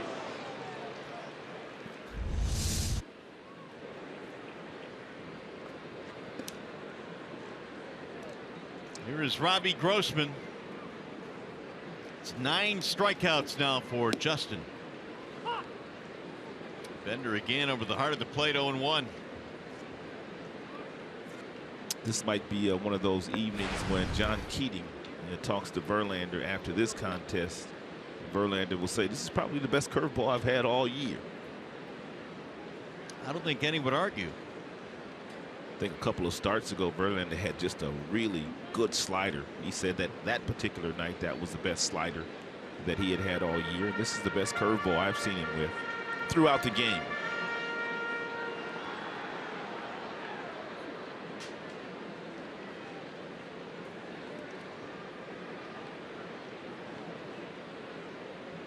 Here's the 0-1.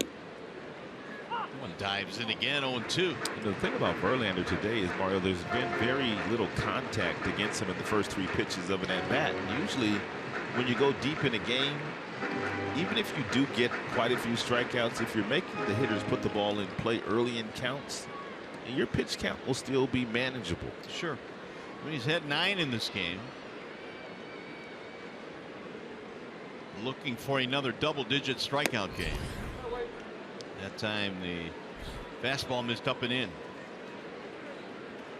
He's already thrown Grossman that breaking ball one time to start him off. Will he throw it to him again to try to finish him off?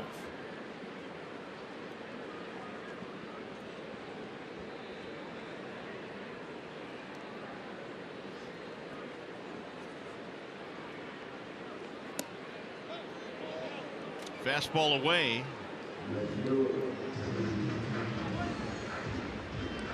Two balls and two strikes. Grossman a ground out and a single.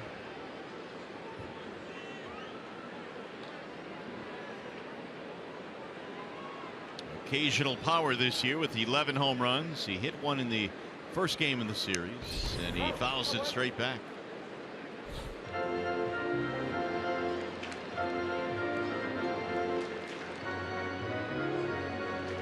Tigers with a win here in the nightcap would have their 82nd victory of the season. And after tonight, 10 games to go in the regular season.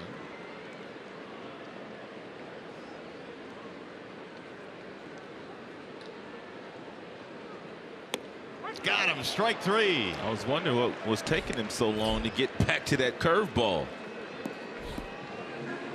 10 strikeouts for Verlander.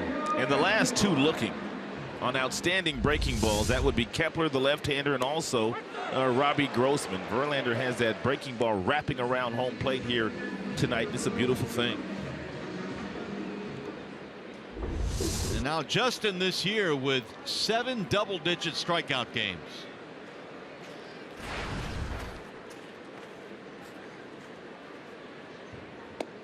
In fact, 8 of his last 11 outs have been via the strikeout.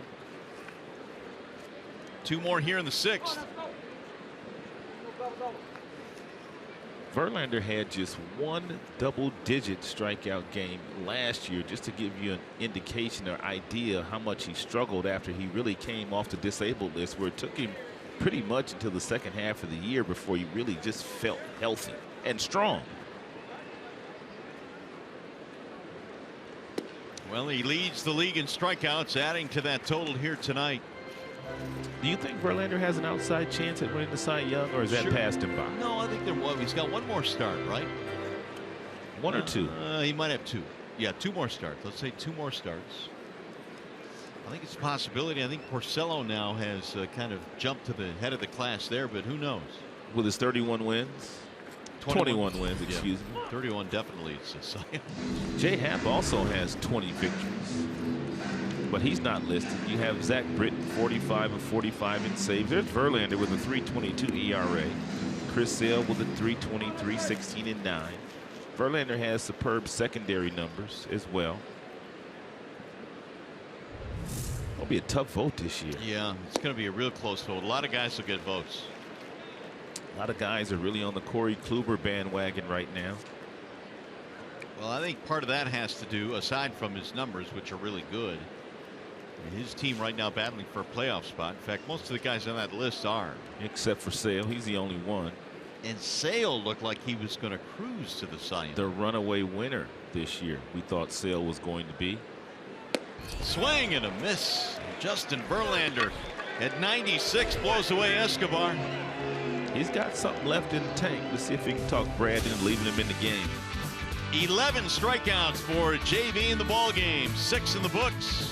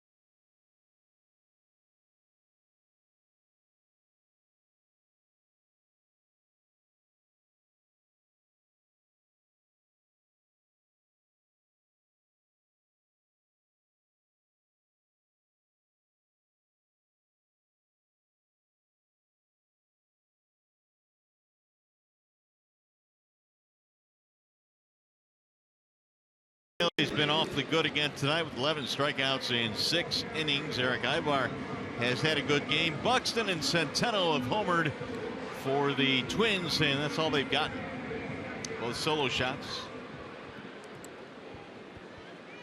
And it's going to be Iglesias to lead off the 7th against the new pitcher, JT Chagua. Yeah, Chagwa's got a big arm. His fastball gets up to 97 miles an hour. He throws that 62% of the time.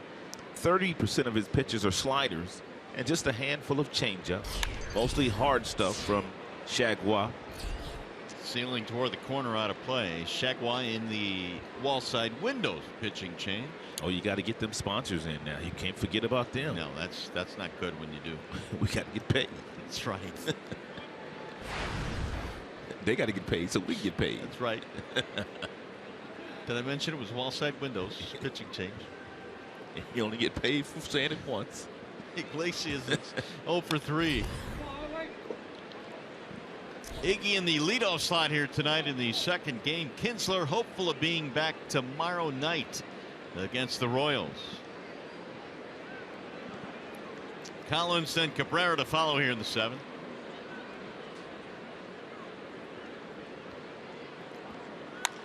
Sliced fair down the right field line. Iglesias thinking 2. He's on his way to 2nd, and he's going to take the turn and go for 3. And Iglesias will stop there. They finally get the ball back in. Iggy at 3rd base with nobody out.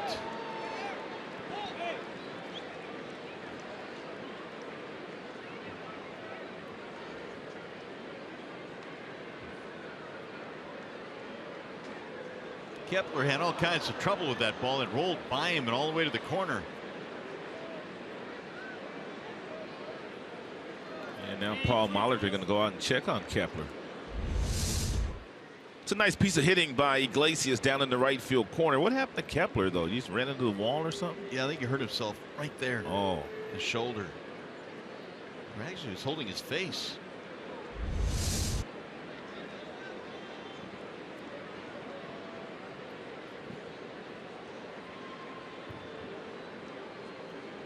Well, apparently, they're going to leave a young man alone. They're going to call that a double and an error on the right fielder.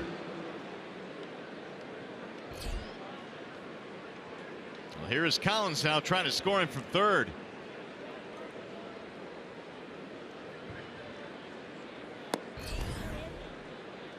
One ball to no strikes.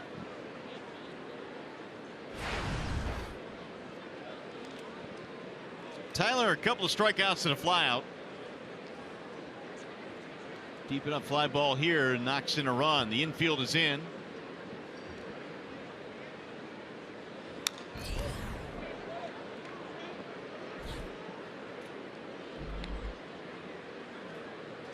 Four to 2. Tigers had the lead. They took the lead in the 6th inning. RBI hit by Ibar, and a pass ball scored another.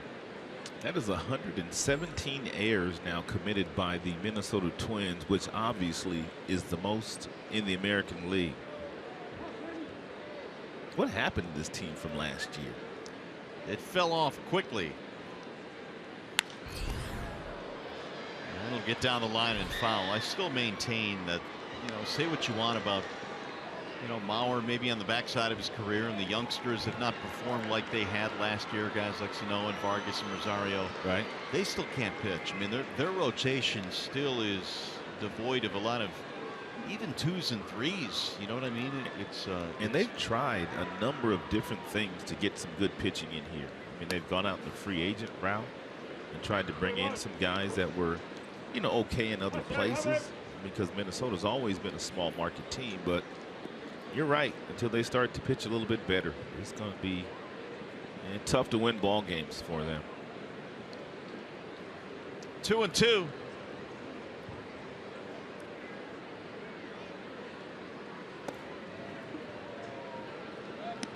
Full count now on Collins.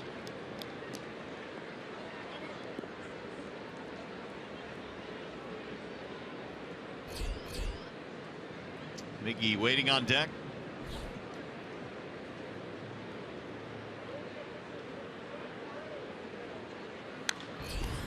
And again fouled back out of play. Collins in place of Maben here in the second game of the doubleheader. Cameron played game 1. I think Brad has done a really nice job with Cameron Maben, just kind of making sure that he stays healthy and stays on the field. He will give him a day off from time to time, more so than some of the veteran players.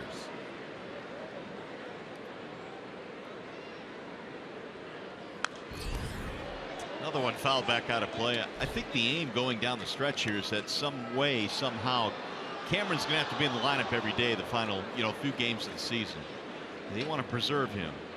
They are a much better team when he is healthy and in the lineup, not only from an offensive standpoint, but most definitely the way that he could patrol center field.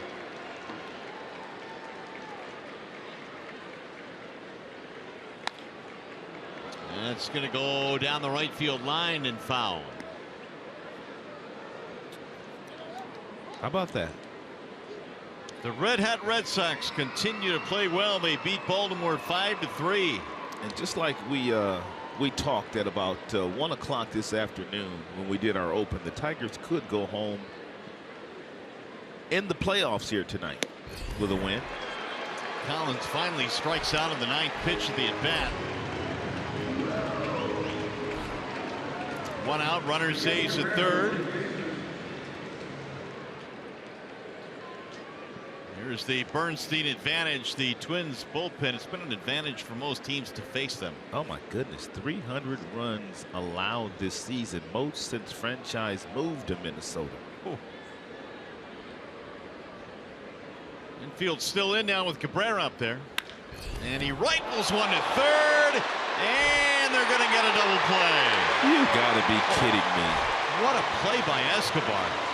Sprawling to his left. Iglesias almost got back in there. That ball was by Escobar, headed into left field, and somehow he reached back to grab it.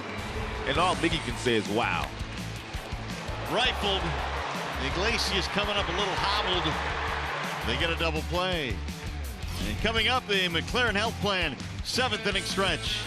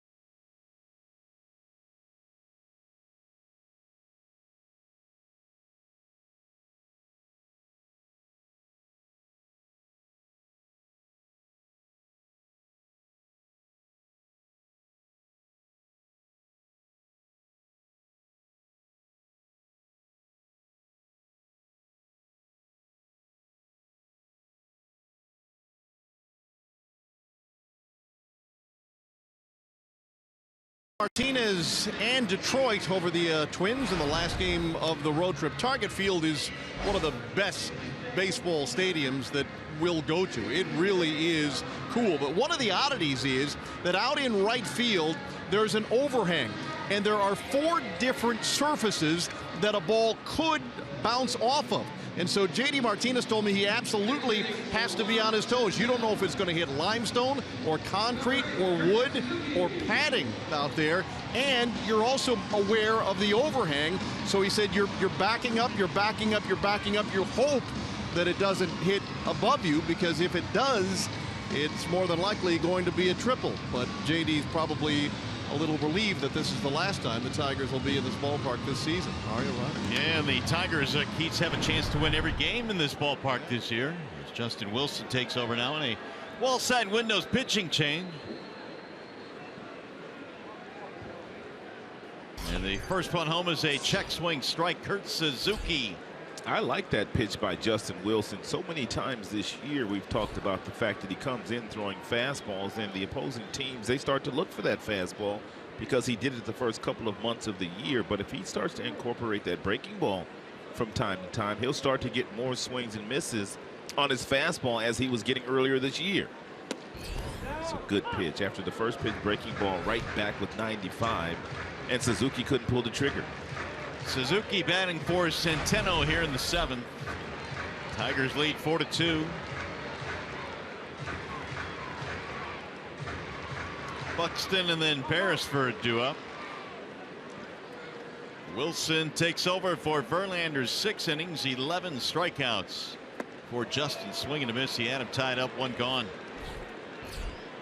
We check in now with Trevor Thompson and a game break.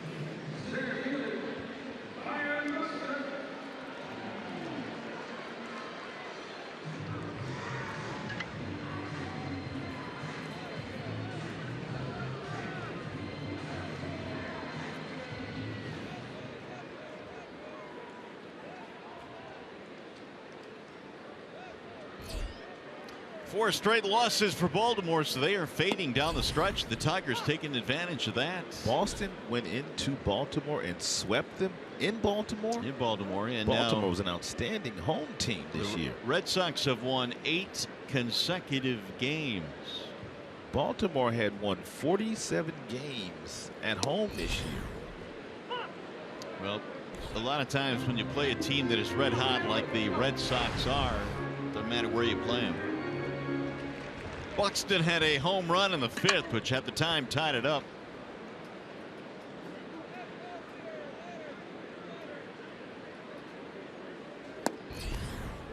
Yeah, that home run that Buxton hit is just a glimpse of what Twins fans can look forward to for the next number of years. He's just 22 years old. As Mario said, he hit very well in the minor leagues, but he just really hasn't found his stride in the big leagues, not until the month of September, where he now has 7 homers. What do you think his ceiling is as far as power in the big league? Oh, I think he has a chance to hit 20-25 homers with his bat speed, his ability to drive the ball into the gaps at some point in time. Meanwhile, 13 strikeouts for Tigers pitching tonight. How about the breaking balls, though, that Wilson's featured here this evening? I love it. Very encouraging. JV saying I did my part. Tigers lead by 2. That'll bounce into Beresford. 11 strikeouts for Justin Verlander here this evening.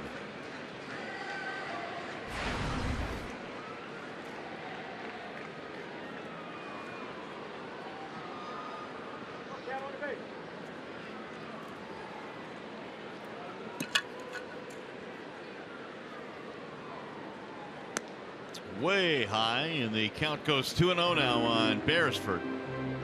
Dozier on deck. You don't want to walk the number 9 hitter with Dozier coming up, especially in a 2-run game.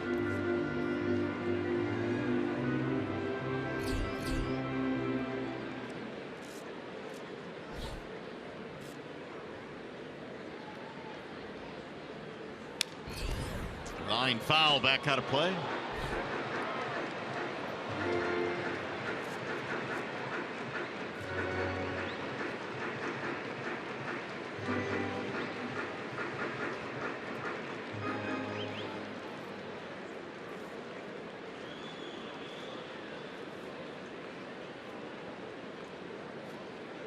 Here's a 2-1.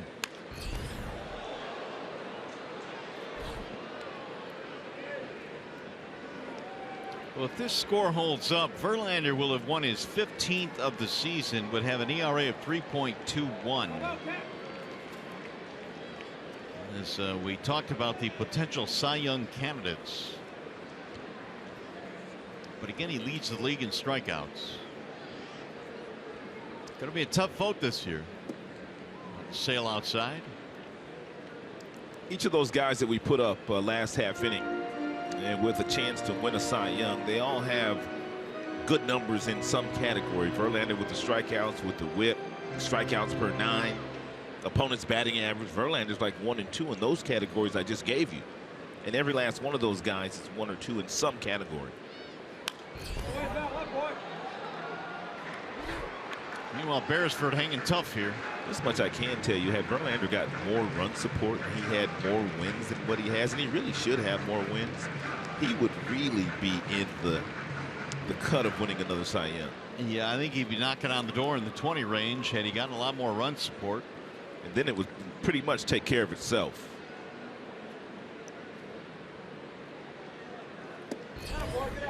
Well, he didn't want to do that. He walked him with 2 outs. Got to go Rondon here now, don't you? The Dozier coming up. Looks like that's what Brad is contemplating and what he'll do. Hey, the most popular way to follow Tigers postseason push is with MLB.com at bat, the #1 app for live baseball. Enjoy game day, live game video highlights, StatCast, news, and more. MLB.com at bat and your favorite devices now. Well, here is Dozier, and he's going to face the lefty Wilson. Rondon is in the bullpen. He is ready. Strike 1 to Dozier. There's Bruce.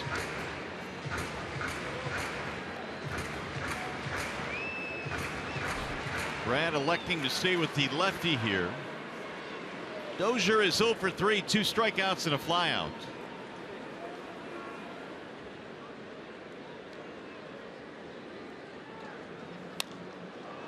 Popped up out of play.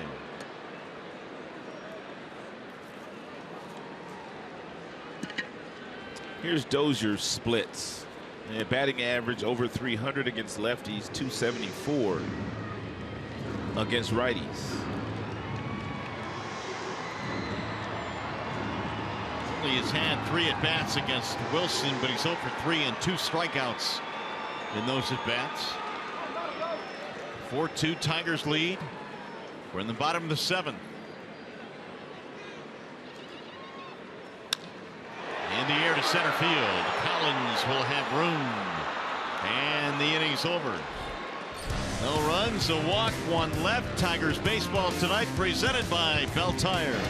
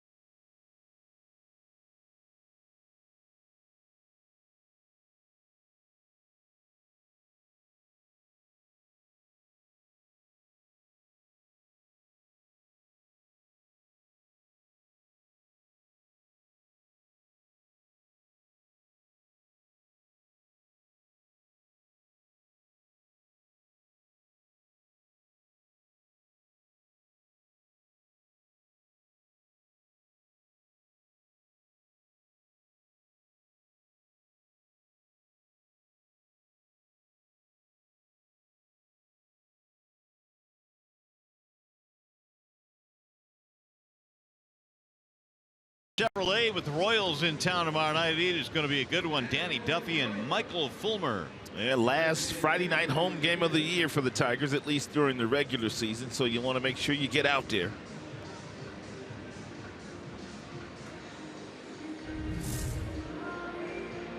Kurt Suzuki stays in the game, and he will do the catching after pinch hitting for Centeno.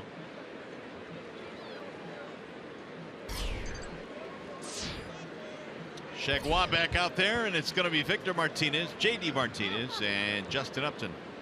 As we go to the 8th. Swing and a miss, 0-1. One other change defensively. You've got Kenny Vargas now at first.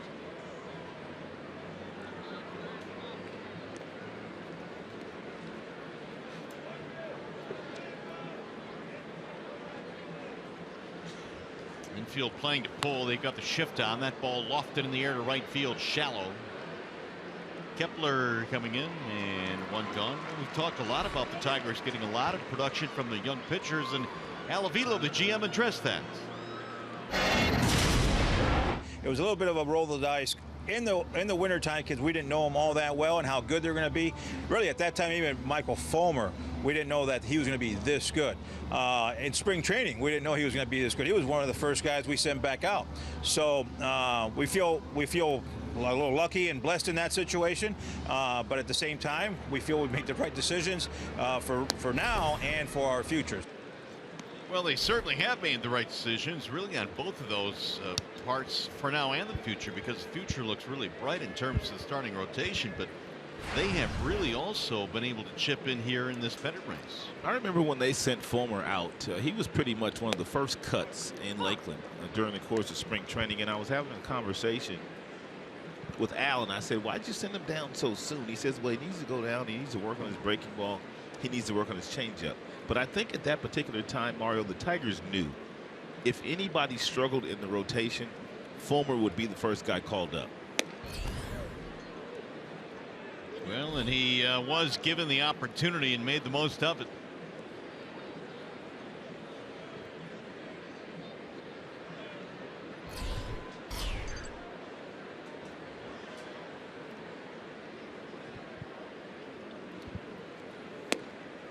There's a check swing strike called. You see the changes defensively now that the Twins have made. They actually have Schaefer now in right, Escobar in left, Beresford moving to third, with Vargas at first.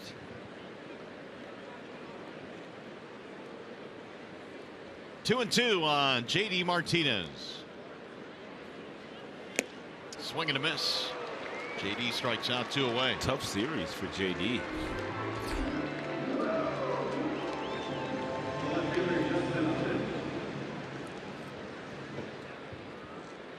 Now Upton.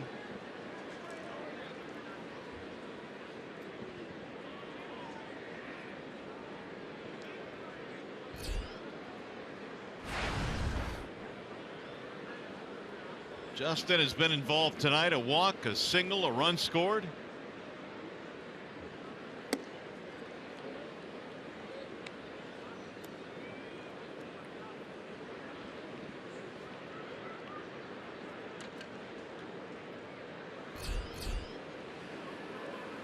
Rogers, the lefty, warming up in the Twins bullpen.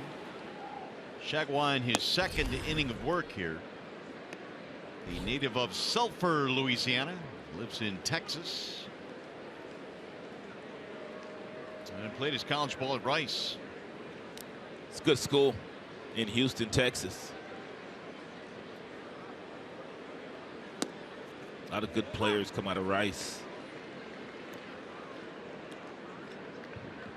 2 balls and 1 strike. Lance Berkman, right, the Puma. Yeah, Jose Cruz Jr. also went to Rice.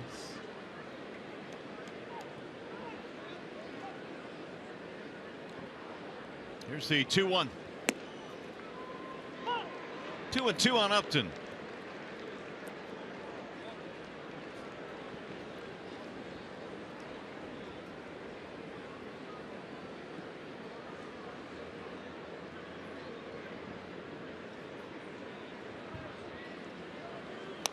Bouncing ball right side. Vargas has it.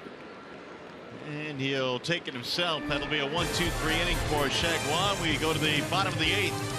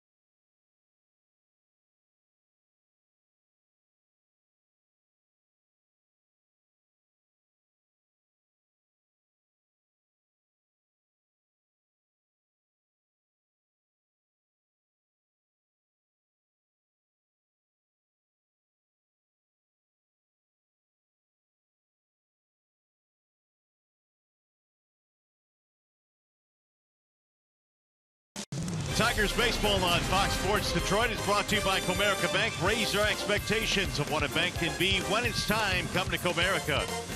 Your Metro Detroit Chevy dealers. Visit ChevyDetroit.com to see why Chevy drives the Motor City. And by Wallside Windows, we can do that. We are the factory. 4-2 now. The Tigers have the lead in the bottom of the 8th. And Bruce Rondon will take over out of the Tigers bullpen. And Rondon has really been pitching some good baseball lately, and he has earned the trust of his manager, Brad Ausmus, to give him the ball in the 8th inning with a lead. He's come a long way in a year, hasn't he? I mean, last year at this time was sent home for lack of effort. He was at the crib last time. Last year at this time, he was at home. Watching games on TV. But Bruce kind of rededicated himself.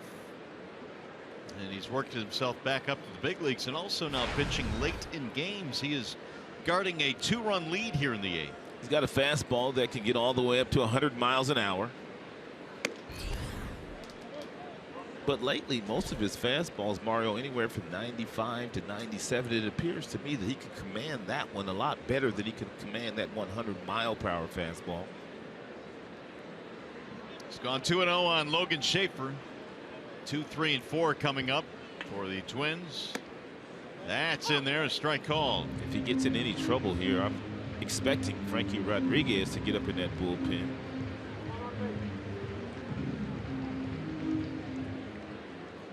Justin Wilson pitched the 7th without incident. Verlander went the first 6. Checked it high, and the count goes to 3-1. 12 games for Rondon since August 24th. The earned run average is outstanding. The whip is very good, and he's averaging nearly 11 strikeouts per 9 innings.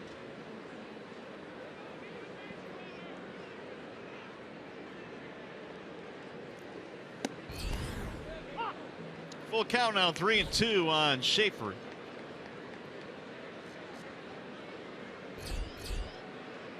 Polanco waiting on deck.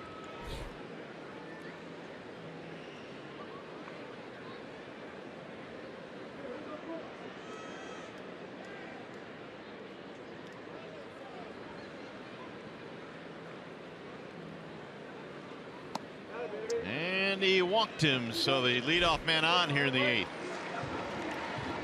Let's take a look at the big boys' big play of the game. And boy, did Verlander have a big curveball here tonight. He was starting the curveball for the most part off the plate all night long. The left-handed batters were giving up on that pitch, and that ball was landing in the glove very softly of Jared Saltalamacchia. Also, really nice game calling tonight by Jared Saltalamacchia. 11 strikeouts for Verlander before departing, and now here is Polanco with the man on. Walking a single for Polanco in this game, and there's a strike on the outer edge. At 97 from Rondon.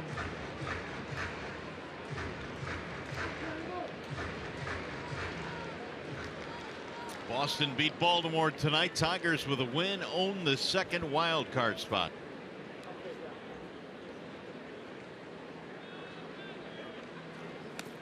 Way inside, going to get away from the catcher. The backstop, it rolls, and that will advance Schaefer. Not exactly the start that Rondon wanted to the 8th inning here. It's a fastball that Saltalamacchia just could not get down and catch, and not with that velocity.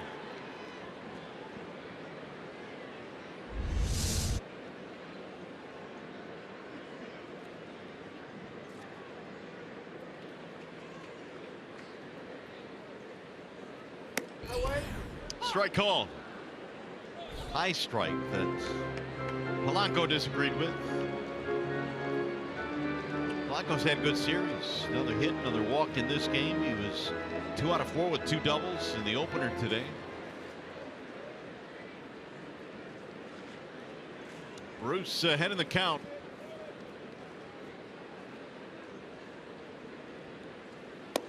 And he got him, strike 3. Rondon got the benefit of the call there. His first strikeout.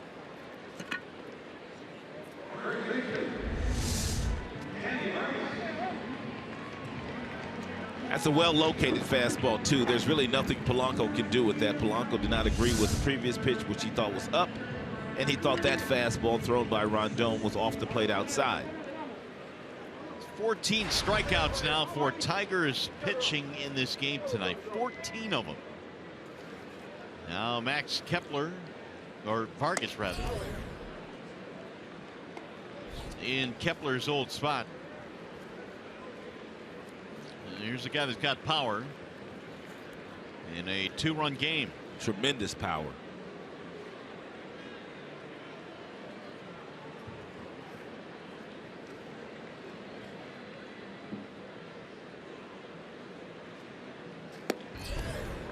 He had a rip there at 97 up the letters.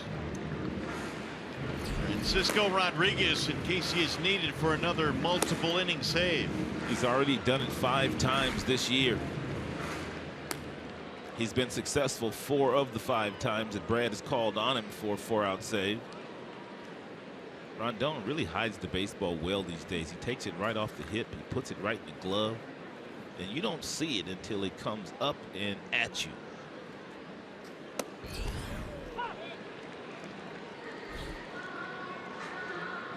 One and two.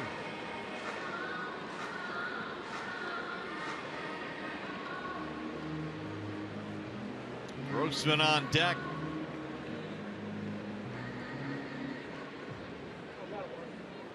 Tigers led 2-0 early. The Twins tied it up at 2, and then Detroit scored 2 in the 6th.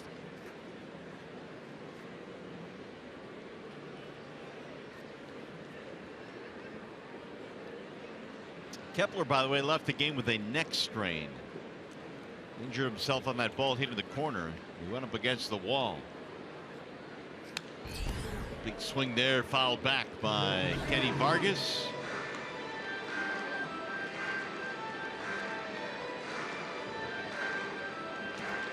If the Twins lose this game, it'll be their 98th loss of the year. And their last 100 loss season was 1955 when they were the Washington Senators at that time.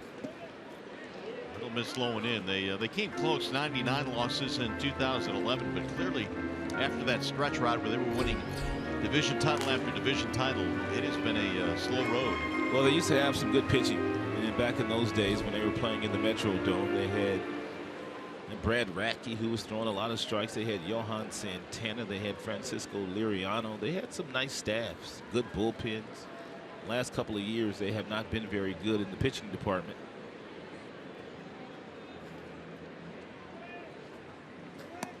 Got him, strike 3. Vargas is caught looking, 2 away. This is why I like Rondon late in games, because even though he's a little erratic here in the 8th inning, he still has that ability to throw some pitches up there that the opposition just cannot hit.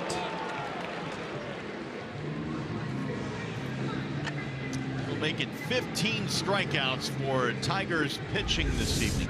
15 of them. Now with 2 outs, here is Grossman.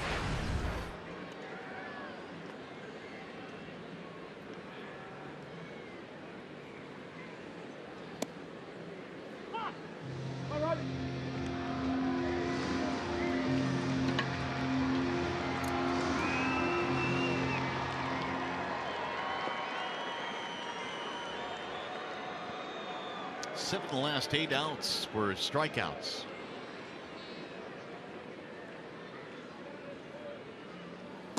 Checked it, and he did not go.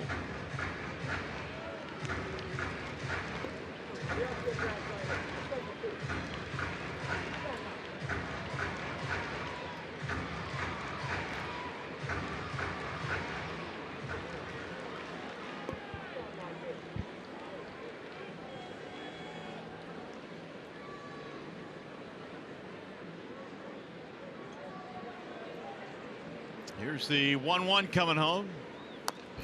Rolled foul.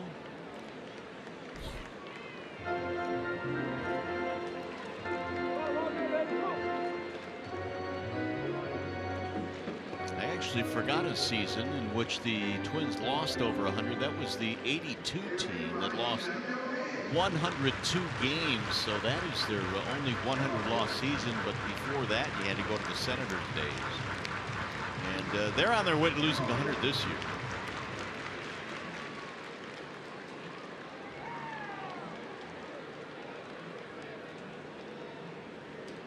They were 60 and 102 that year. Now the 1-2. Lifted foul, back out of play. It's always very difficult. And when you're the manager and you have a coaching staff and you're on the verge of losing 100 games and you're also looking for a new general manager, right? Because that new general manager, you just never know what he'll do once he comes in. I mean, here we are at the end of the year, and most of their coaches, they don't know whether they're coming back next year or not. But they're not the only ones in that situation in baseball. It's just, it's part of the gig. Low and away, 2 balls and 2 strikes. But that still doesn't make it very comfortable. No, not at all, especially with families and things of that nature. But what do managers always say? They say, you know what, we're hired to eventually be fired. Right. That's just the way baseball is. At some point, you're probably going to get whacked. And they have a great baseball man in Paul Molitor. He just does not have the kind of talent that would allow them to win games on a consistent basis. Bruce now with the 2-2, and he just missed inside. Full count, 3-2 on Grossman. Escobar waiting on deck. 4-2, Tigers have the lead.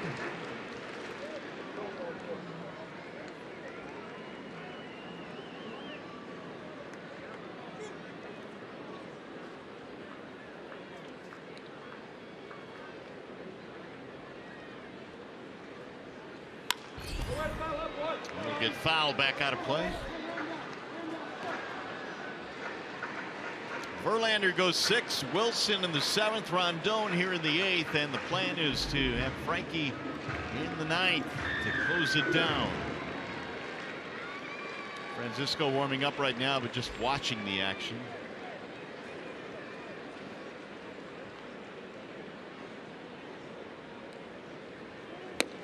Got him, strike 3. How about Rondon? After a leadoff walk, he strikes out the side. Tigers pitching with 16 strikeouts tonight, and another beauty from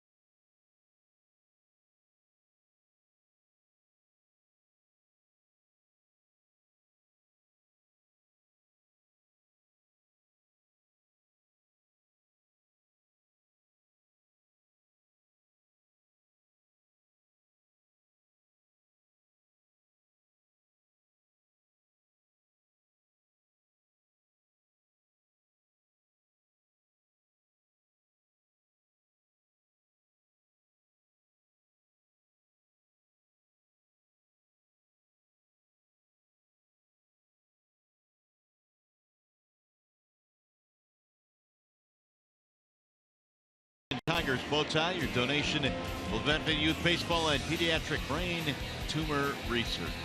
Coming up Saturday, the Royals and the Tigers at 12:30 on Fox. It's going to be a showdown of, well, the Tigers team trying to get into the postseason. The Royals probably going to miss out this year, but still a very dangerous ball club.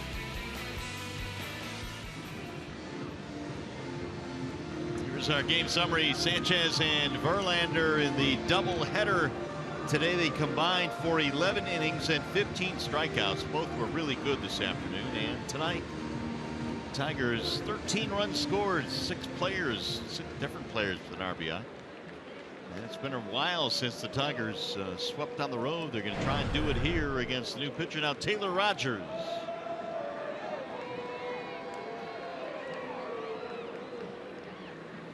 First one is popped in the air down the right field line, slicing to the corner, and it's going to be against the wall and foul.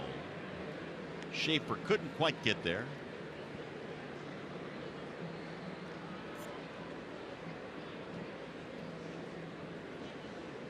Ibar leading it off here in the 9th. It'll be Ibar, and then Saltalamacchia and Romine.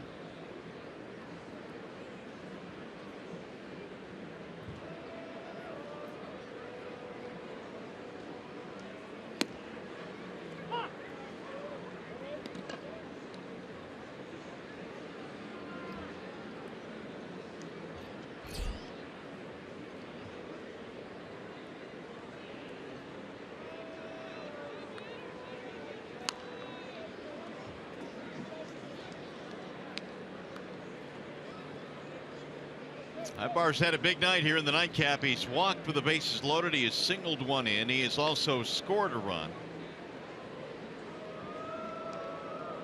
Playing third base tonight. The Tigers continue to be without Nick Castellanos, and whether or not he'll get back before the end of the regular season is still up in the air. Boy, if they missed Castellanos' offensive production at the third base position, but the team is still in a situation where if they win this game today, they will hold the second wild card in the American League.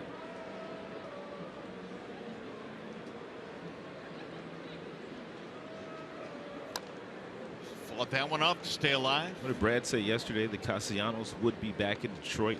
He is in the instructional league. I think a couple of days ago he tried to hit live again. It didn't go very well for him, so he was just going to concentrate on taking some batting practice the next day or so. Starting to look more and more like we might not get Castellanos or Zimmerman back. Got him. Strike called, and Ibar cut looking, one gone. Well, it may be the case without Zim and without Castellanos, but even so, the Tigers right now have tied Baltimore for that second wild card, and well, they're 3 outs away from owning it by themselves with 10 to go. So when you talk about overcoming some injuries, and some pretty significant injuries, the Tigers have done a good job of that. Yes, they have.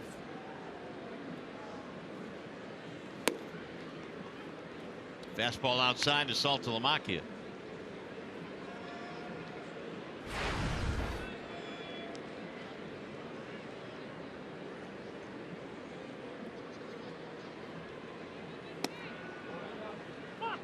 And Rogers has got that same little backdoor breaking ball, throwing it to the right-handed batters that Justin Verlander used to perfection all night tonight against the lefties.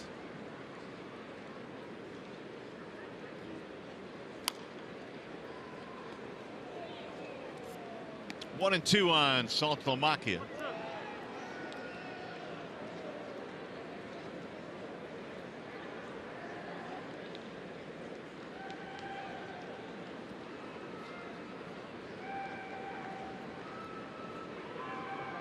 Infield playing to pull down on Salteeth the left side, and he'll pound it foul back out of play.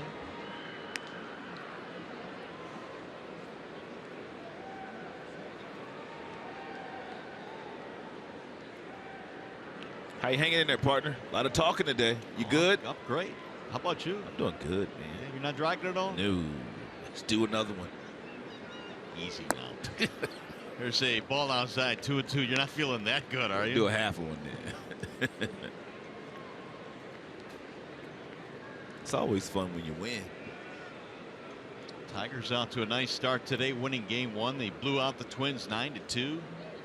The momentum continues for a Tigers team that has 10 left in the season. And not many thought that their playoff hopes were alive after dropping the first two in Cleveland. Sanchez gave him a great spot start today. Boy, didn't he. 5 really good innings thrown by Anibal.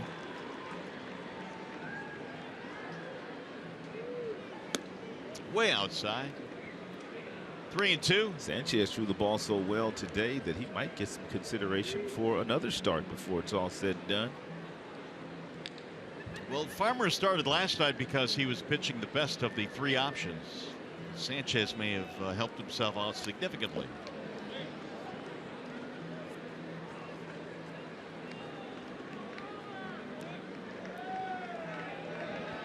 Full count, 3-2 on Salty. Romine on deck.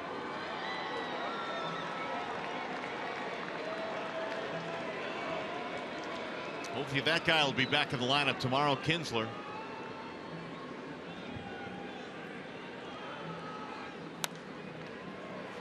Back out of play.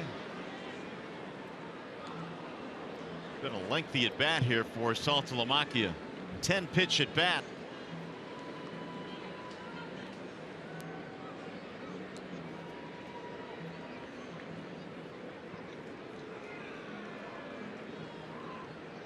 And again, the 3-2 swing and a miss, and he finally got him on strikes. 2 away with more on Ian Kinsler. We check in with John Keating. Well, it could be a win-win-win-win. The Tigers also got Victor Martinez back, and he had a 3-run pinch hit home run. But earlier today, about 10:30 or so this morning, there was Ian Kinsler taking infield practice. Now, this is an important development as he comes back from the fog after he was hit in the head by a fastball thrown by Trevor Bauer on Sunday. And so the process is that he has to go through a full day of baseball activities, and then if he reports and is okay tomorrow, he would be cleared to play. Right now, Ian is reporting that he's absolutely fine or feels fine, so they'll see how he is tomorrow when they get to Comerica Park, and he could be in the lineup for Game 1 against the Royals. That would be nice. And Ian's certainly a big part of the offense, big part of the defense as well. He's just a scrapper when he goes out there and plays. And the Tigers certainly need him. Roline batting here with 2 outs. 1-2 on Andrew. Strikeout fielder's choice pop up in this one.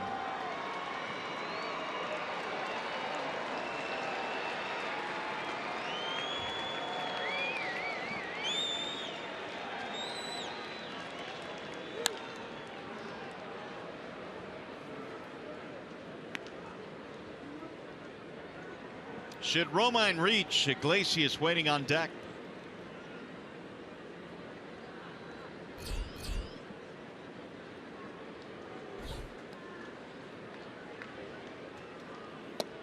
That one got away from Rogers, spun it outside.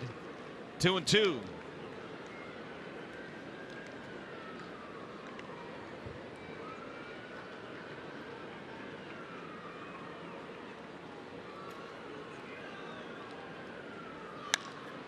Line to right field and caught by Schaefer. Got turned around out there.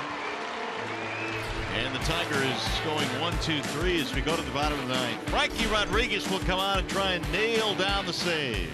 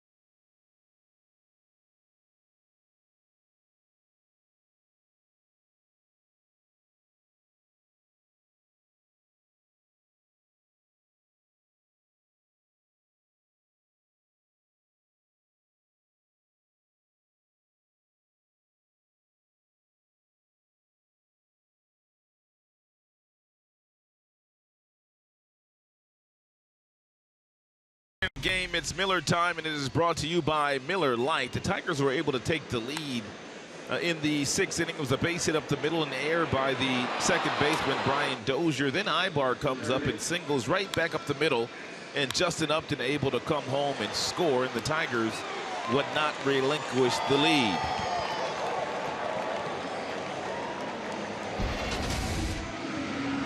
Four to 2 as we go to the bottom of the 9th. Ibar and the Tigers trying to nail this one down. It's up to Francisco Rodriguez. And Rodriguez looking for his 44th save. Has a 2.59 ERA, 47 strikeouts, 20 base on balls for the Tigers closer. Eduardo Escobar leads it off and fouls away the first 0-1. Pretty much just 2 pitchers thrown by Rodriguez. Most of the time that would be the fastball that gets up to 91 on occasion. And pretty much all his fastballs are 89 to 90. He also has a good changeup. And he will throw you a curveball, from time to time. Typically 2 strikes to the count. Look for that changeup because he will throw that a ton. He's gotten ahead 0-1. That's pulled foul back into the seats.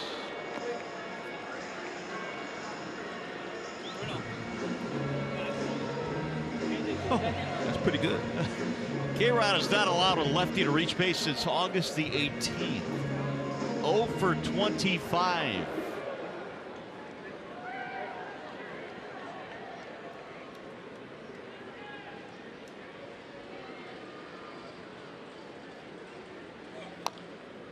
Grounded foul.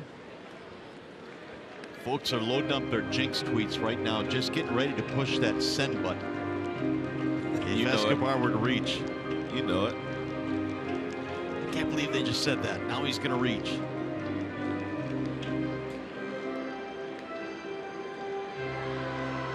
Oh, 2.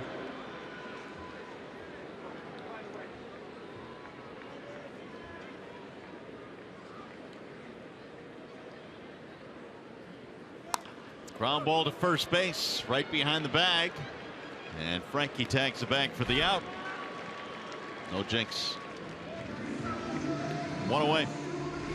And the Tigers host the Royals this Saturday at 1:05. Maglio Ordonez will take part in a pregame Q&A session, part of the season-long celebration of the 10th anniversary of the Tigers 06 AL Championship team. 866-66-TIGER or Tigers.com. And don't forget that game time is now 1:05. It was a 7 o'clock game. And we talked about the fact that the Tigers are playing 2 games here today, and they'll play a night game tomorrow night. They get back to the Motor City about 2:30 a.m. they say. Yeah, something like that. And then they've got that day game on Saturday, so they've got 4 games in a span of 48 hours coming up. But this is the time of year where you don't feel tired, though. If you're the Tigers and you've got 10 games to go and you're looking at getting into the playoffs, there's no such thing as being tired. Too much on the line right now.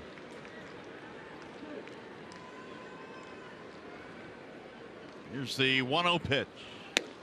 That'll drop in for a strike. 1-1. That's about as high as the fastball velocity will register on the gun for Rodriguez these days. It used to be a time where he was 97, 98 with his fastball, but now he's pretty much 89 to 91.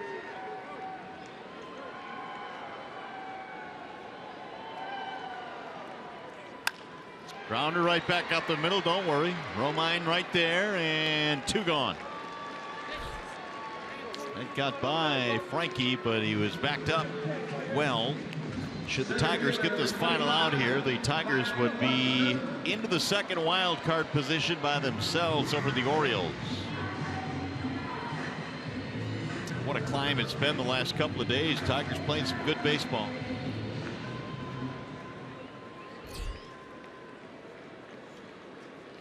Here is Byron Buxton.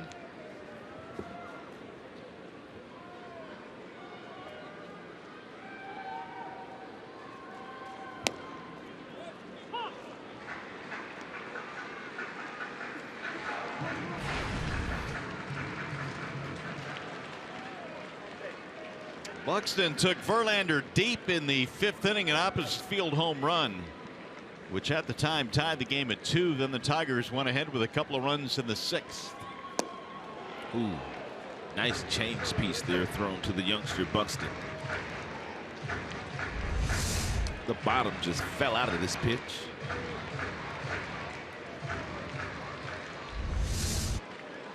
He wouldn't throw him another one, would he? Yes, here it comes. He threw that one a little bit harder than the previous changeup. The previous changeup was 84. That one was 86, and just that speed differential allowed Buxton to foul that off. If he wants a strikeout, it's got to be 83, 84 with that changeup.